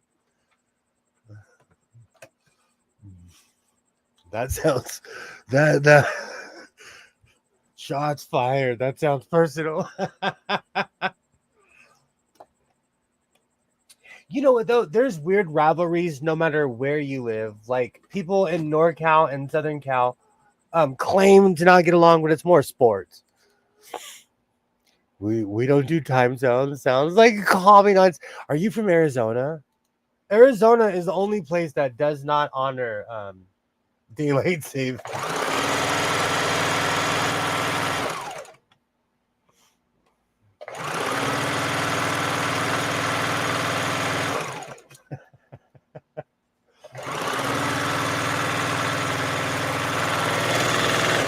Beautiful. Of course, I forgot my scissors.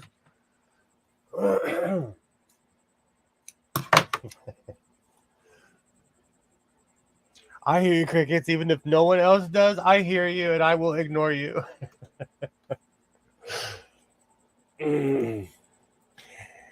Indiana is the other state that doesn't do DSD.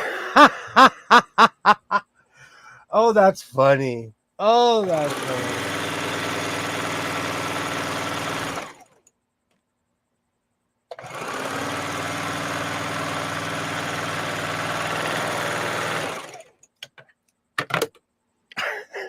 Every year with daylight savings, I come with this really dramatic view of daylight savings ruined my life. But really, what it is I get in a routine, and then we either lose or gain an hour.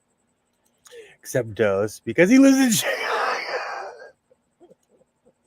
Only Northwest Indiana is Central Time Zones. 30 minutes away from me, 2 counties away is a different time zone.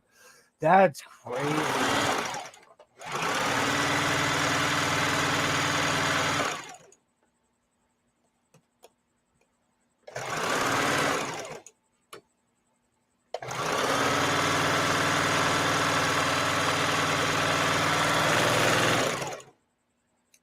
Perfect. Hey! Oh, whoops.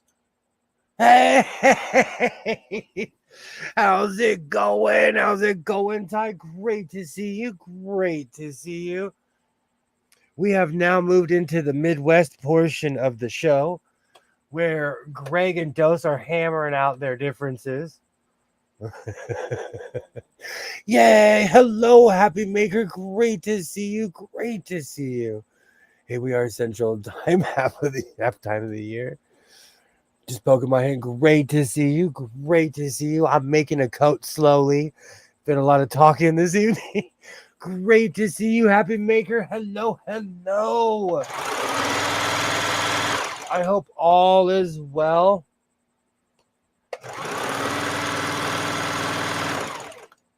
I'll show you my pattern in a second when I finish this.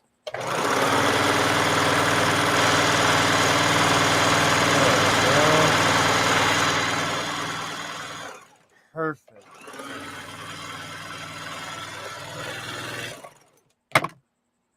Eventually, I will have a coat that is this pattern.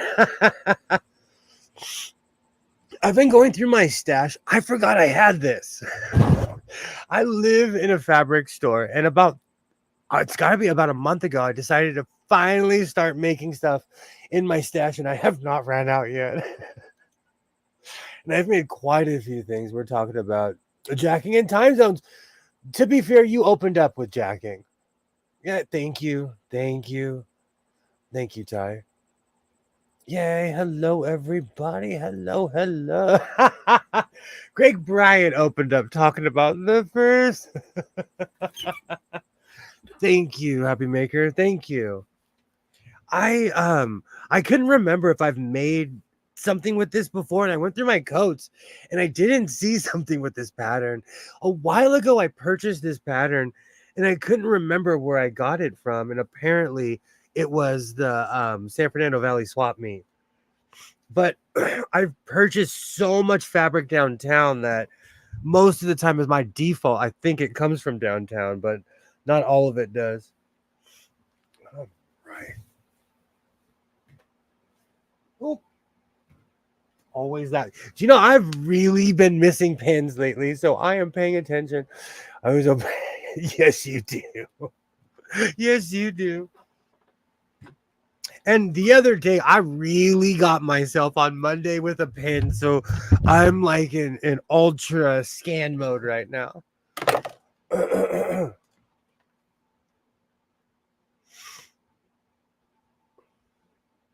Beautiful.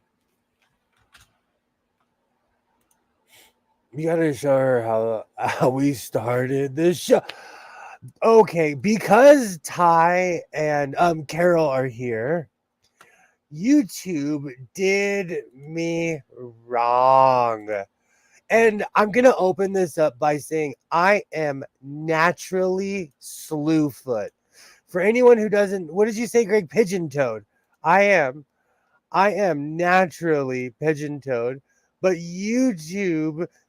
Oh, to me, this is hilarious. To me, this is absolutely hilarious. But let me share this screen because let's see. I embrace who I am. That's me. That is me standing there, and that is my stance. YouTube did me so wrong. And it's not just in one thumbnail.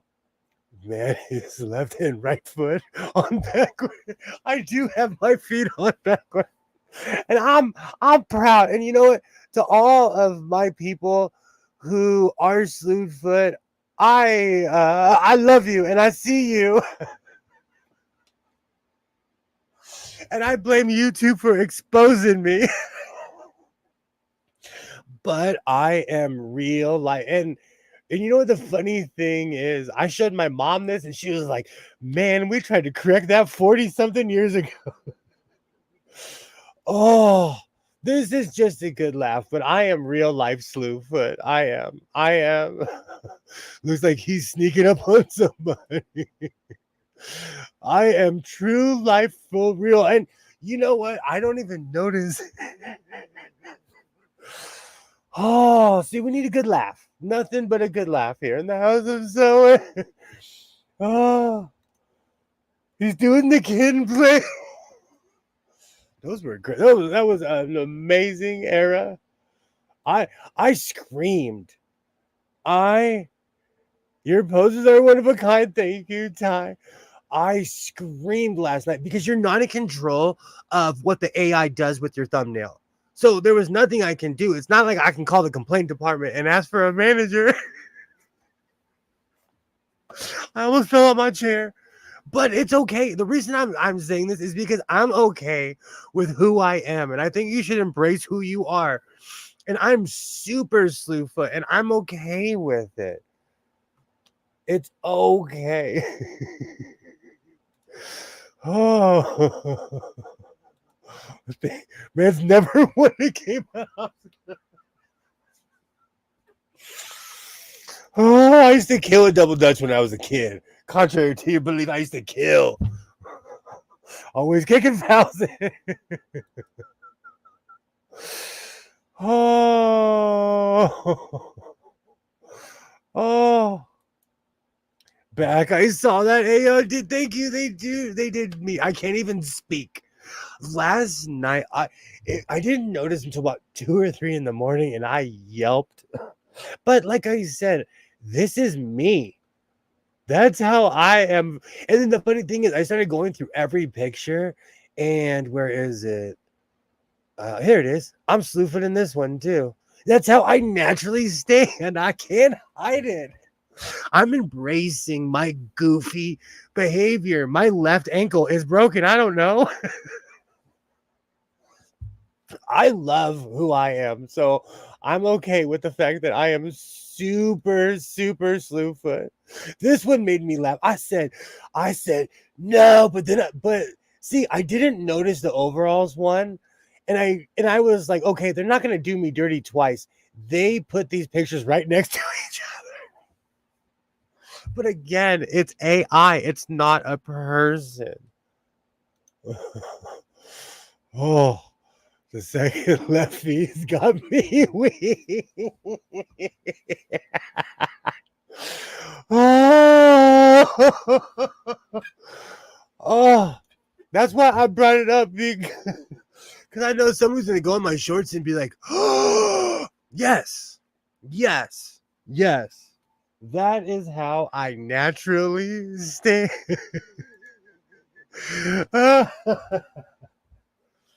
Oh, I have an older brother who would run slew foot. So at least I'm not that bad. And you know what? He was in the United States Air Force for over 20 years. He graduated a Master Chief, and he's an American hero with slew feet. So good for you. Oh, good times. Well, nobody in chat is going to say Shelby. Oh, you have to laugh. You have to. I did not help. You put your best foot forward in the shot. I put both of them forward. I can form a V. I can form a V real quick. Keeping the foot people away. Qualifying way. Y'all are weird. No, that's a rabbit hole. I don't even want to talk about it. I didn't realize how prudish I was until I got online. I am slew foot feet. People need to stay away.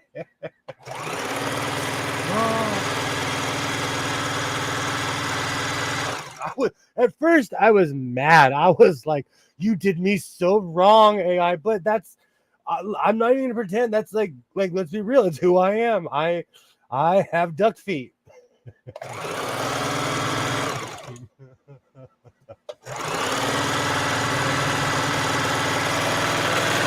You guys thought I was kidding when I said I'm all about being body positive. I'm not kidding you.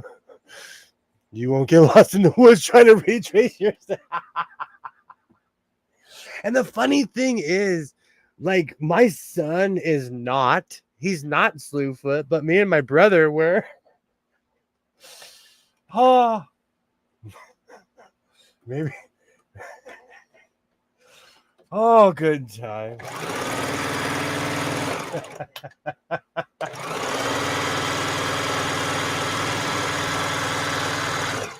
I'm going to use that one, Dose. I'm going to use that one.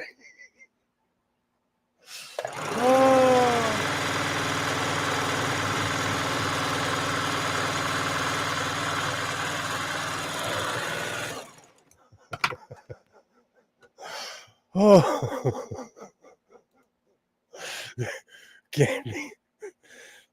Can only be a tour guide for buildings that go in a circle. Oh, if you think that's confusing, you should see the pattern on my rollerblades. I looked at my blades the other day. I was like, I don't even know how you get here. Hey, Bush people, smash that like button. Thank you. Thank you.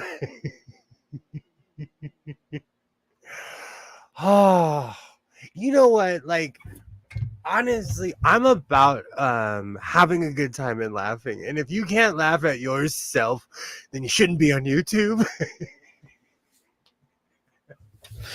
Oh, Money Mine Hailer, I was laughing so hard at that one. I screamed, they exposed my slew foot. Oh.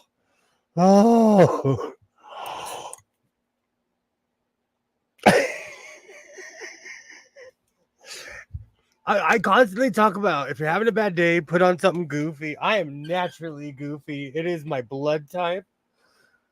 Oh, man, that's going to be a bit of a mistake, but that's okay. No one will notice after I iron it.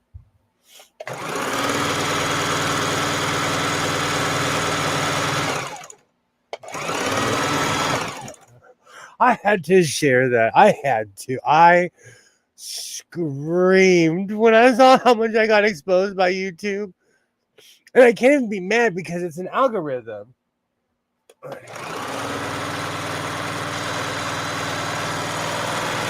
And you know what? People come online. I'm gonna get on my high horse again. People come online and talk about how perfect they are.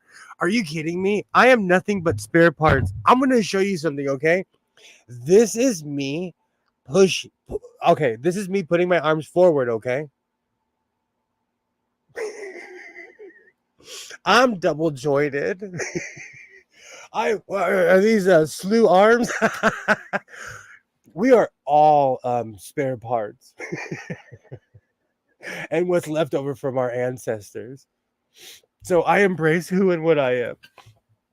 Oh, good times. Good times. Oh.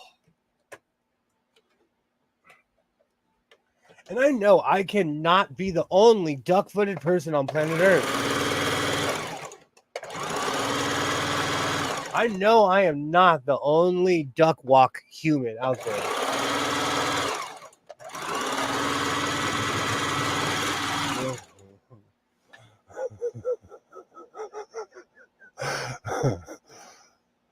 Welcome to the...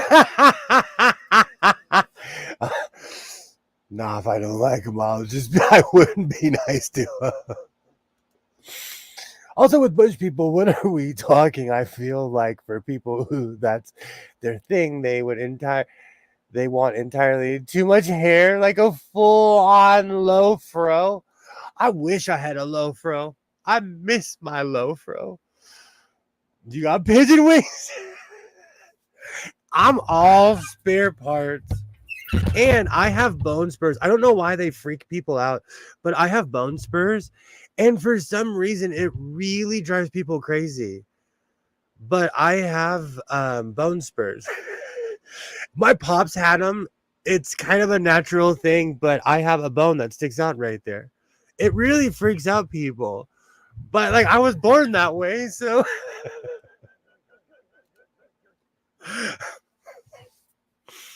oh, body positivity. I'm probably doing it wrong, but I'm okay with who and what I am. Like when I made pants and they ripped, hey, I can fix it. I'm sitting in a room of sewing machines. Will I stop my baked potato habit? Never.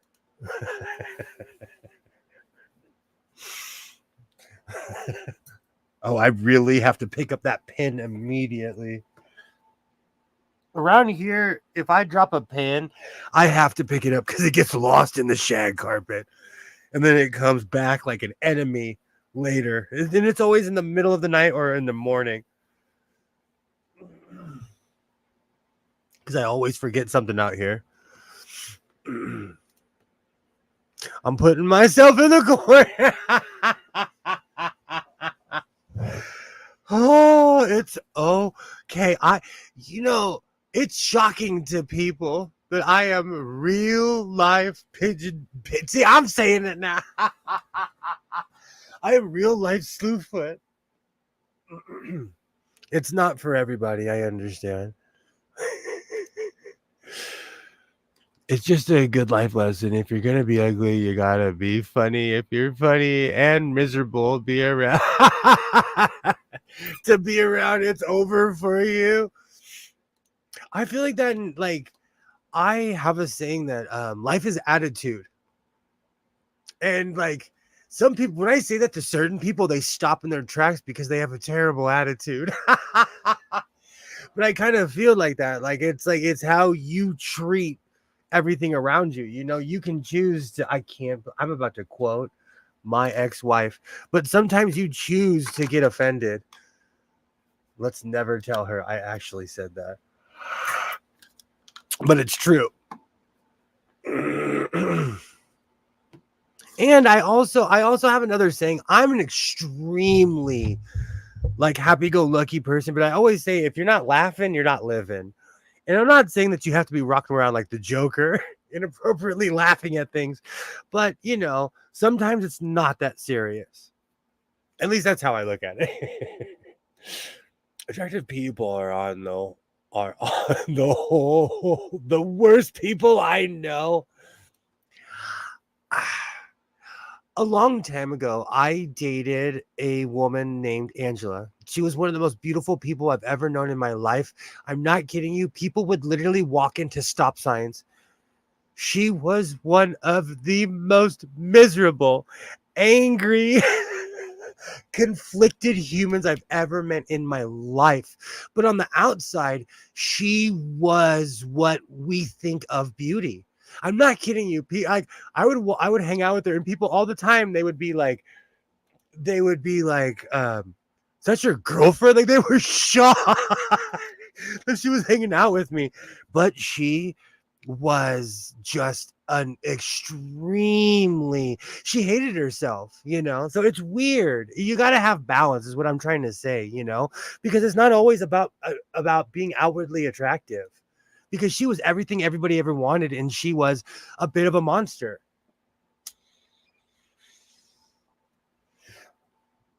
So it's one of those I always she's one of those people where I'm like, I wonder what happened to her. I'm sure she ended up fine because she was gorgeous.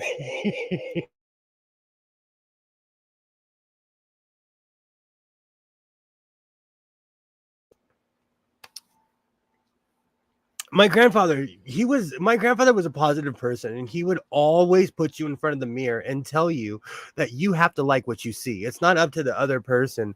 So I think I have a lot of my grandfather's propaganda in my head. You got to be funny when you grow up poor also. She has gotten everything she wanted in life by giggling and showing cleavage. There is no room for growth in that life. I feel sorry for shallow people like that, though. I talk about this all the time. People who pigeonhole themselves, I'm not even angry. I feel sorry for them because they have to ride that wave forever. Do you know, tomorrow I might wake up and I might start sewing plaid. I reserve the right to do something completely different. So when people are judged by only spiritual connection is better, it has to be something. Now I'm going to quote my pops.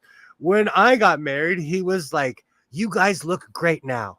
You won't in 40 years. Because it was true. If you look back at my parents' wedding pictures, they were all skinny. They all had teeth. My pops had no teeth.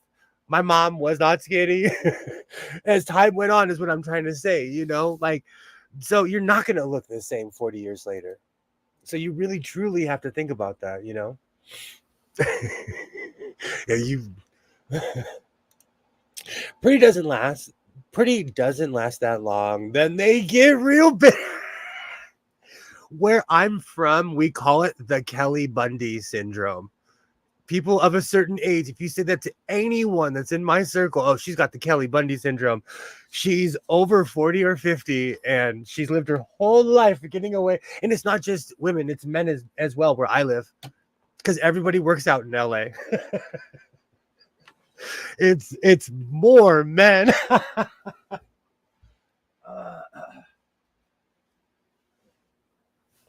Oh, right. Might as well start sewing since I'm sitting here. Perfect. Facts. You gotta have a real connection. I'm telling you, like all that pretty stuff's gonna fade away.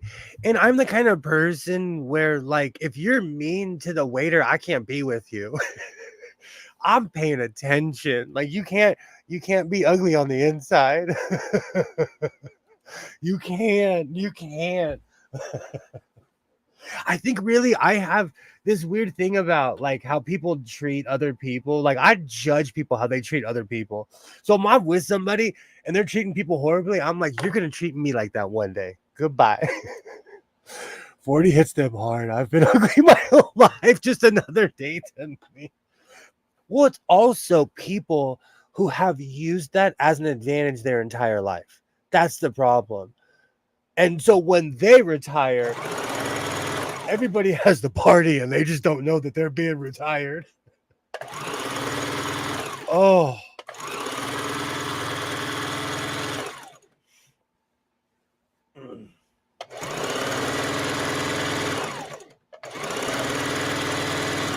And it's also relative. Like if you go anywhere on the west side of Los Angeles, everyone's beautiful because people move there to be beautiful.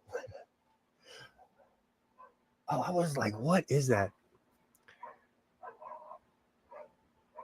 Sorry, I'm all up in my neighbor's business now.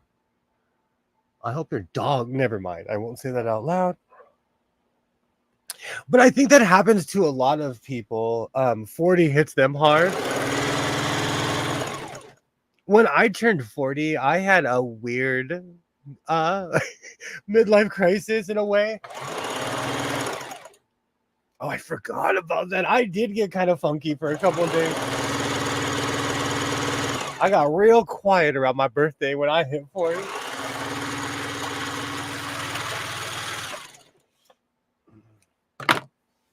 Beautiful.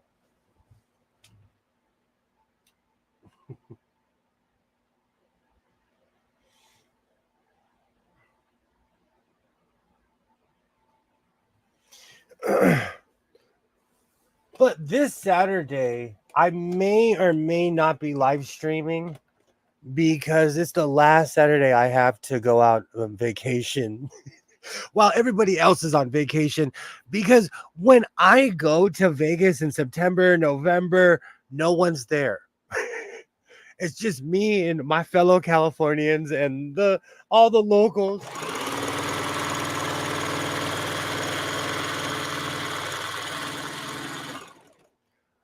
So this is my last weekend to go out and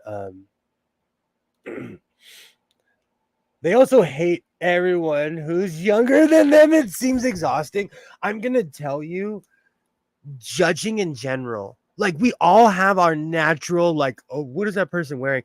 But like overtly judging, constantly gossiping, man, that's a busy job. I wish I had time for that. I didn't realize I was 40 until I did the math. I don't even I can't even say what it was. I got really stoic on my birthday. and you know, and I'm into my 40s now, so it was a couple years ago, but like, you know, when I hit 40, I got real quiet. I was like, I can't even explain. I had a mini midlife crisis.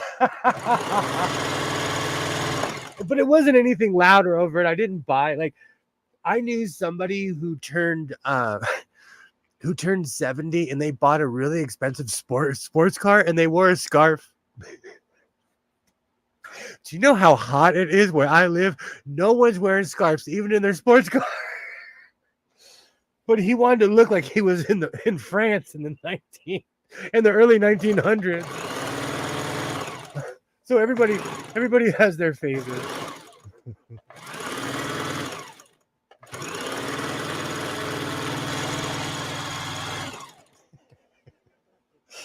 Oh.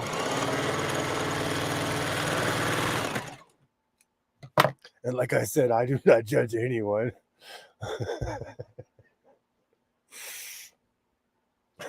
Oh yeah, he bought a sports car. He had the KO, and it was the hat.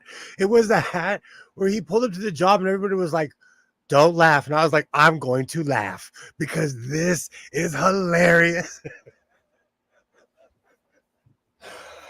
Oh, and it's so good. My grandfather, I loved that man. He was my hero, and he wore a toupee because he refused to let go. And he was he was one of those like chiseled humans, but he got older, you know. Oh, good times. Good times.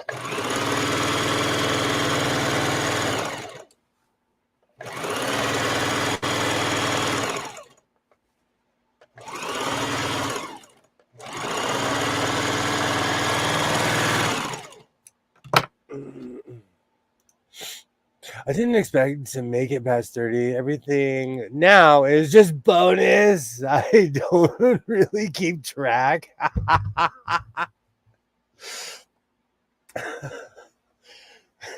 Do you know, I'll tell you, when I was in my 20s, I lived alone for almost 10 years, off and on. I had people that lived with me. I had girlfriends here and there, but I pretty much lived alone for 10 years, off and on.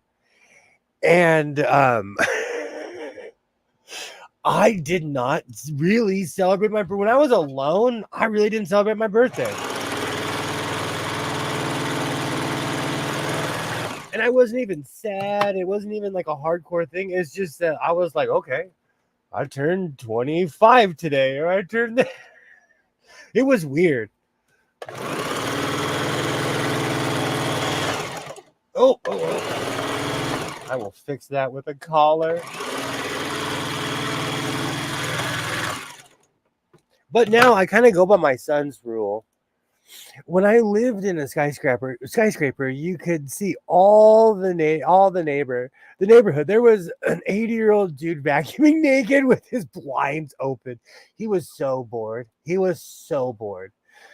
This man is my hero. It is the level of not caring I inspire to. Oh, I have so many questions for someone like that. Like, did you spill your Chex Mix while doing yoga? Why are you vacuuming naked? I have so many questions for someone like that. Oh.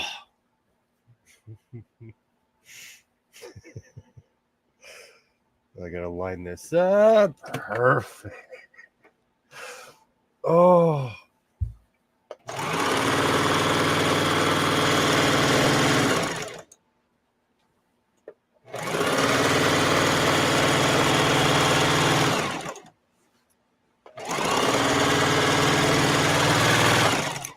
Perfect.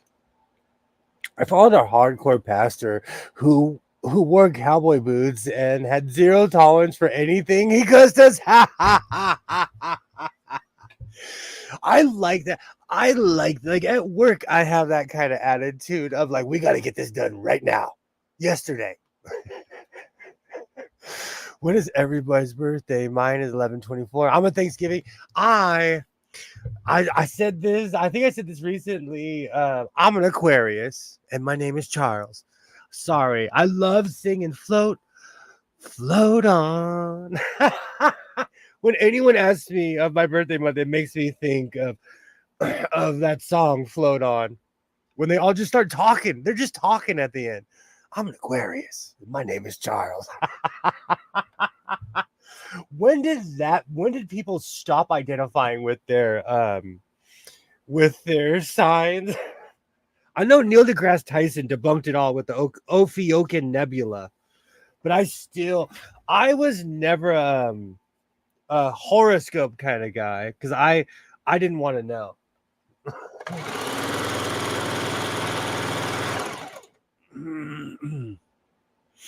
Nah, this man just didn't think it was worth pulling clothes on for the vacuum.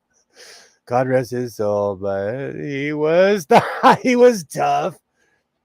You know, I had a lot of really hardcore people in my life when I was younger, and some of them were out of place, but some of them they did it for a reason, and it wasn't as hardcore as I thought it was. But other people were just being idiots.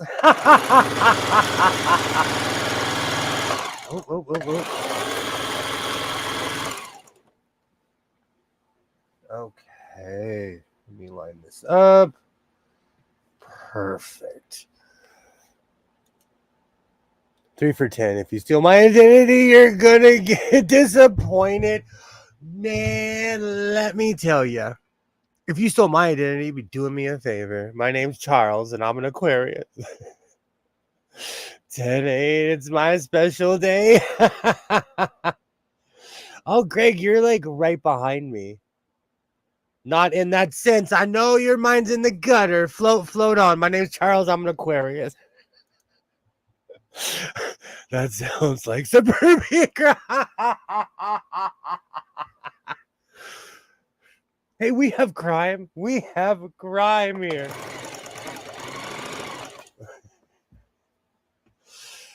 Oh, the suburbs have crime.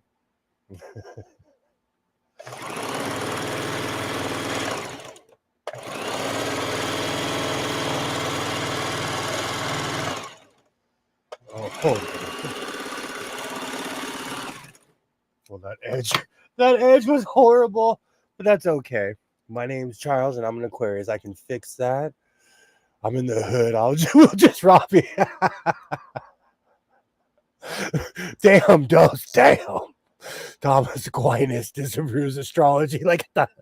Oh no. Oh no. In the House of Sewing, we do not honor and no Aquinas arguments. Oh man, I've heard so many. Nope. No Thomas Aquinas here. Triggered. I've heard so many arguments of that oh no, oh no.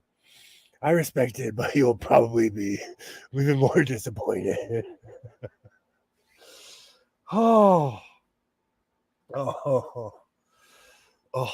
You know what's really funny from Greg's comment?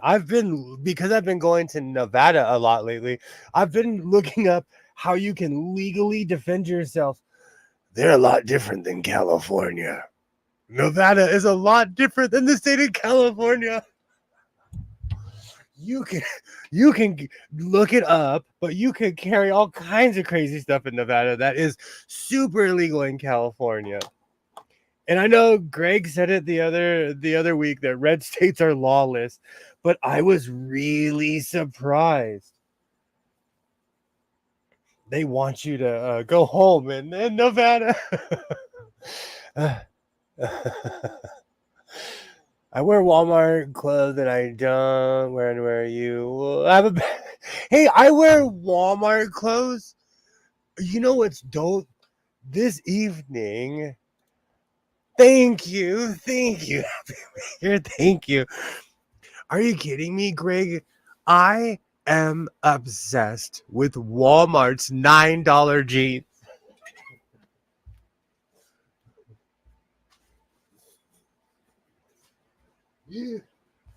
I should be sponsored by Walmart for as much as I do. I go there way too much. I bought a pair of jeans this evening, and yes, I'm not. Ooh, I don't want to show my size because I'm grown. I have to. I've accepted it. You guys don't have to. Let's take that tag off. But I bought the cheapies. Bam, $9. Even in California, they're probably 10 after tax. I shop at Walmart.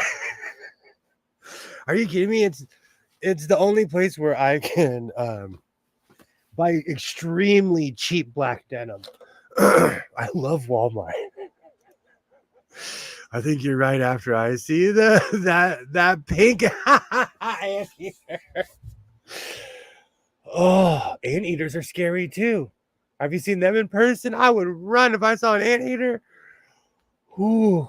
Oh, Happy Maker, I'm glad that you're having a good time. Do you ever disrespect this? Okay. Okay. I had a Caesar salad like last Friday. I love a Caesar. I had a huge Caesar salad too. Oh, and I ate it. I was like, man, it's been a while since I've had a Caesar salad. This is so good. I think it was either Friday or Saturday. I had a giant Caesar salad. I might eat one tomorrow. Oh, I call it that because it doesn't look like much, but there's always a feeling full. Oh, I'm gonna need my inhaler after this one. Parmesan cheese is amazing. I don't even get your innuendo. I'm kidding. Oh, with all the shenanigans this evening, I'm surprised I've got this far. Oh. You know, I asked this question last time and no one answered me. Does anyone drink espresso? I think I'm going to have to cut espresso out of my diet because it does something else to me. It lifts me up way too much. Way too much. And I've been drinking espresso for 20 something years and I'd figured I would have a tolerance to it now. And it's still just like, you're going to be awake.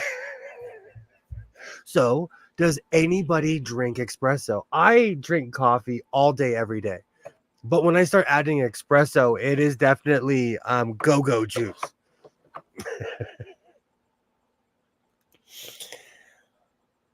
I did it when I had an espresso machine. I think that's part of the problem too. I got rid of one and then my son found one at the Goodwill and it works well. I don't know. And then I keep on buying. I think it's the whole process of smashing the beans, putting it in the machine, pulling the shots. I think it's the whole experience of espresso in the first place. But I think I drink way too much of it is my whole point. And I do have insane hours, and I use it as a justification, but the espresso is starting to get to me.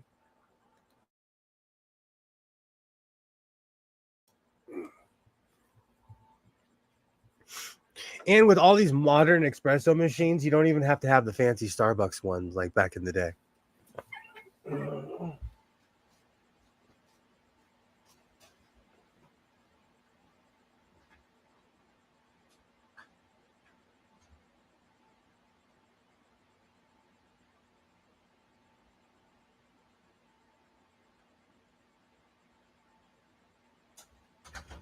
Oh, boy. Perfect. I had the front pieces hanging out in my living room because it's that one room that no one goes into. You know, I grew up in a house that didn't have a living room like that. Everything was functioning. So I tell my son, like, we need to hang out in here because it just looks bad.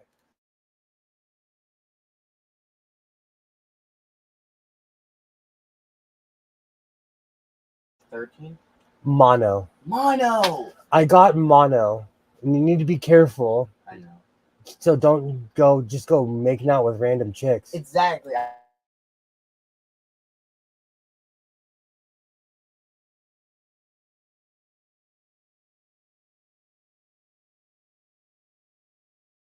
My son's asking me about mononucleosis right now.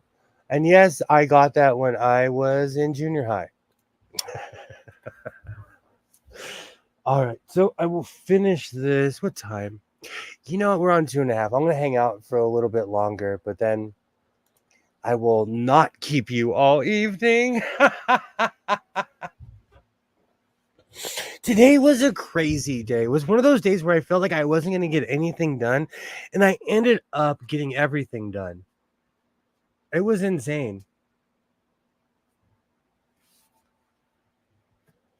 And did you know that in Los Angeles County, my son looked it up, you cannot legally remove animals from your own backyard without a hunting license. Which I think is so backwards. I'm not even going to say how I truly feel. The most important life lesson is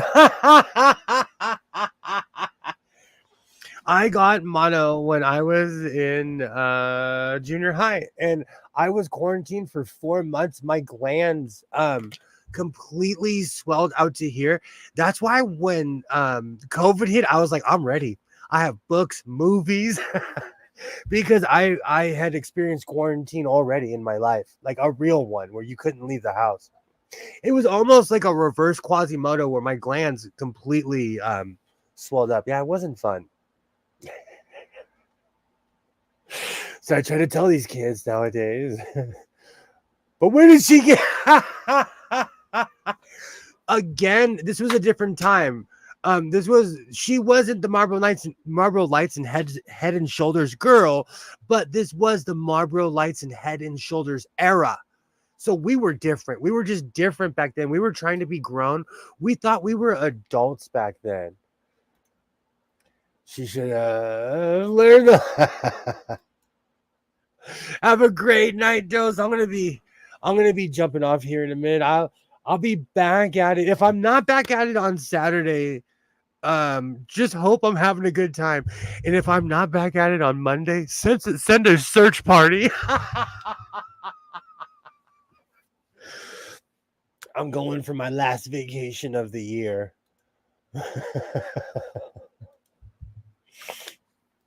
I say that, but I travel all the time during the school year, but everybody else is out living their lives, and for as much like this next trip, I plan on going to so there's a couple things that I want to do. There's a couple places I want to go. And now that I have the entire area mapped out, I'm going to go to every Goodwill I can. But this is pretty much my last opportunity to go out while everybody else is out. And don't get me wrong, all my people from Utah, Arizona, and California, I like partying with you. But during the school year, it's kind of serious because my son is half homeschooled and half regular schooled. So it's, it's more intense because I'm his teacher. Okay, let's organize a search party. We're looking for a man walking in a circle.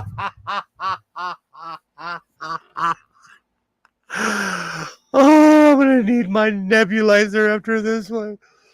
Oh, it would be a perfect circle, though, Greg. It'll be a perfect circle. Oh, oh. If embrace who you are, embrace what you are, because you only get one of them. And I embrace my slew feet. We got an APB on a subject with pigeon toes and arms. He's considered double armed and dangerous. That's man, that's a t-shirt. I'm really good at basketball, though. People don't even see my moves coming. Oh, oh, oh, oh. It was, you know what? This was the roast of sewing. I blame AI, man. I can't help it. I am naturally slewed foot, and I embrace it. And my feet are pointing in the same direction. I'm like a divining rod. I'll find a well. Turn around and walk slowly towards. Oh, I bet you're good in basketball. Your crossovers are. They really are, though. Between my slew foot and my arms, they don't know which direction I'm going. Oh, you know what? We are going to whoops, wrong one. We have to walk away with my I'll walk away slowly, but we have to show that one more time of the cruelty of what they did to what's it called? Of what YouTube did to me. I will be back at it this week. I hope everybody has a great week. Seriously, I know I come out here and I joke around a lot, but I enjoy doing this, and I absolutely appreciate everybody who subscribed to my channel, everybody who comes around. I appreciate. Oh, what happened? There we go. I absolutely appreciate everybody. And I know we joke around a lot, but I appreciate. I bet you lost every single game at Duck Duck Goose. I forgot about Duck Duck Goose. Oh, or Heads Up 7 Up. No, we call it Heads Up 7 Up. That's what we call it. Oh, those are the good old days. Those games were international, man. Look at that. Look at those. Look at my stance. That's my battle stance. I am ready to go. Oh, good times. Oh, whoops. Oh, what? Never mind. How did I do that? I kicked that off and I wasn't trying to. I embrace my crazy stance. This has been awesome. You guys are absolutely amazing and hilarious. I'll be back at it. Everybody cheats by looking at your feet. Your legs are walking in cursive.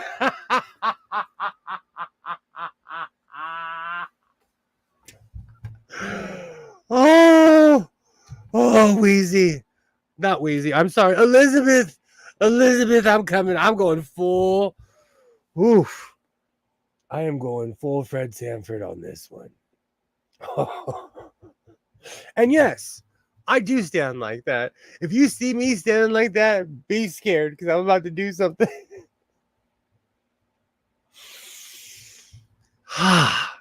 I finally properly labeled my thumbnail. This stream was definitely a success. I hope everyone has a great week. In all sincerity, I'm just here having a good time, living the good life. I'll be back at it. Like I said, I may or may not be at it on Saturday, but even last time I streamed after coming back on the Saturday, I was a blubbering mess. So we'll try it again on Monday. If I don't see you on Saturday, I'll definitely be posting all of my adventures. Me and my slew feet are going to exit stage left and right at the same time. I hope everybody has a great evening. In all sincerity, it is nothing but love. And I will see you guys. I'll see you guys real soon. I'm definitely going to have my Friday sews out. I will be filming that tonight since I'll be up all night. But for real, I hope everybody has a great week. I'll be back at it. If not on Saturday, Monday for sure. Look out for my Friday sews and my never ending shorts. I have 5 years of footage, and for some reason, I chose to stand in the middle of the camera, so I was born to make shorts. You guys are much appreciated. I'll be back at it next time. Like I always say, reinforce your seam. Yeah. Okay, let's try that again. Like I always say, reinforce your seams, be yourself, and I will definitely see you next time.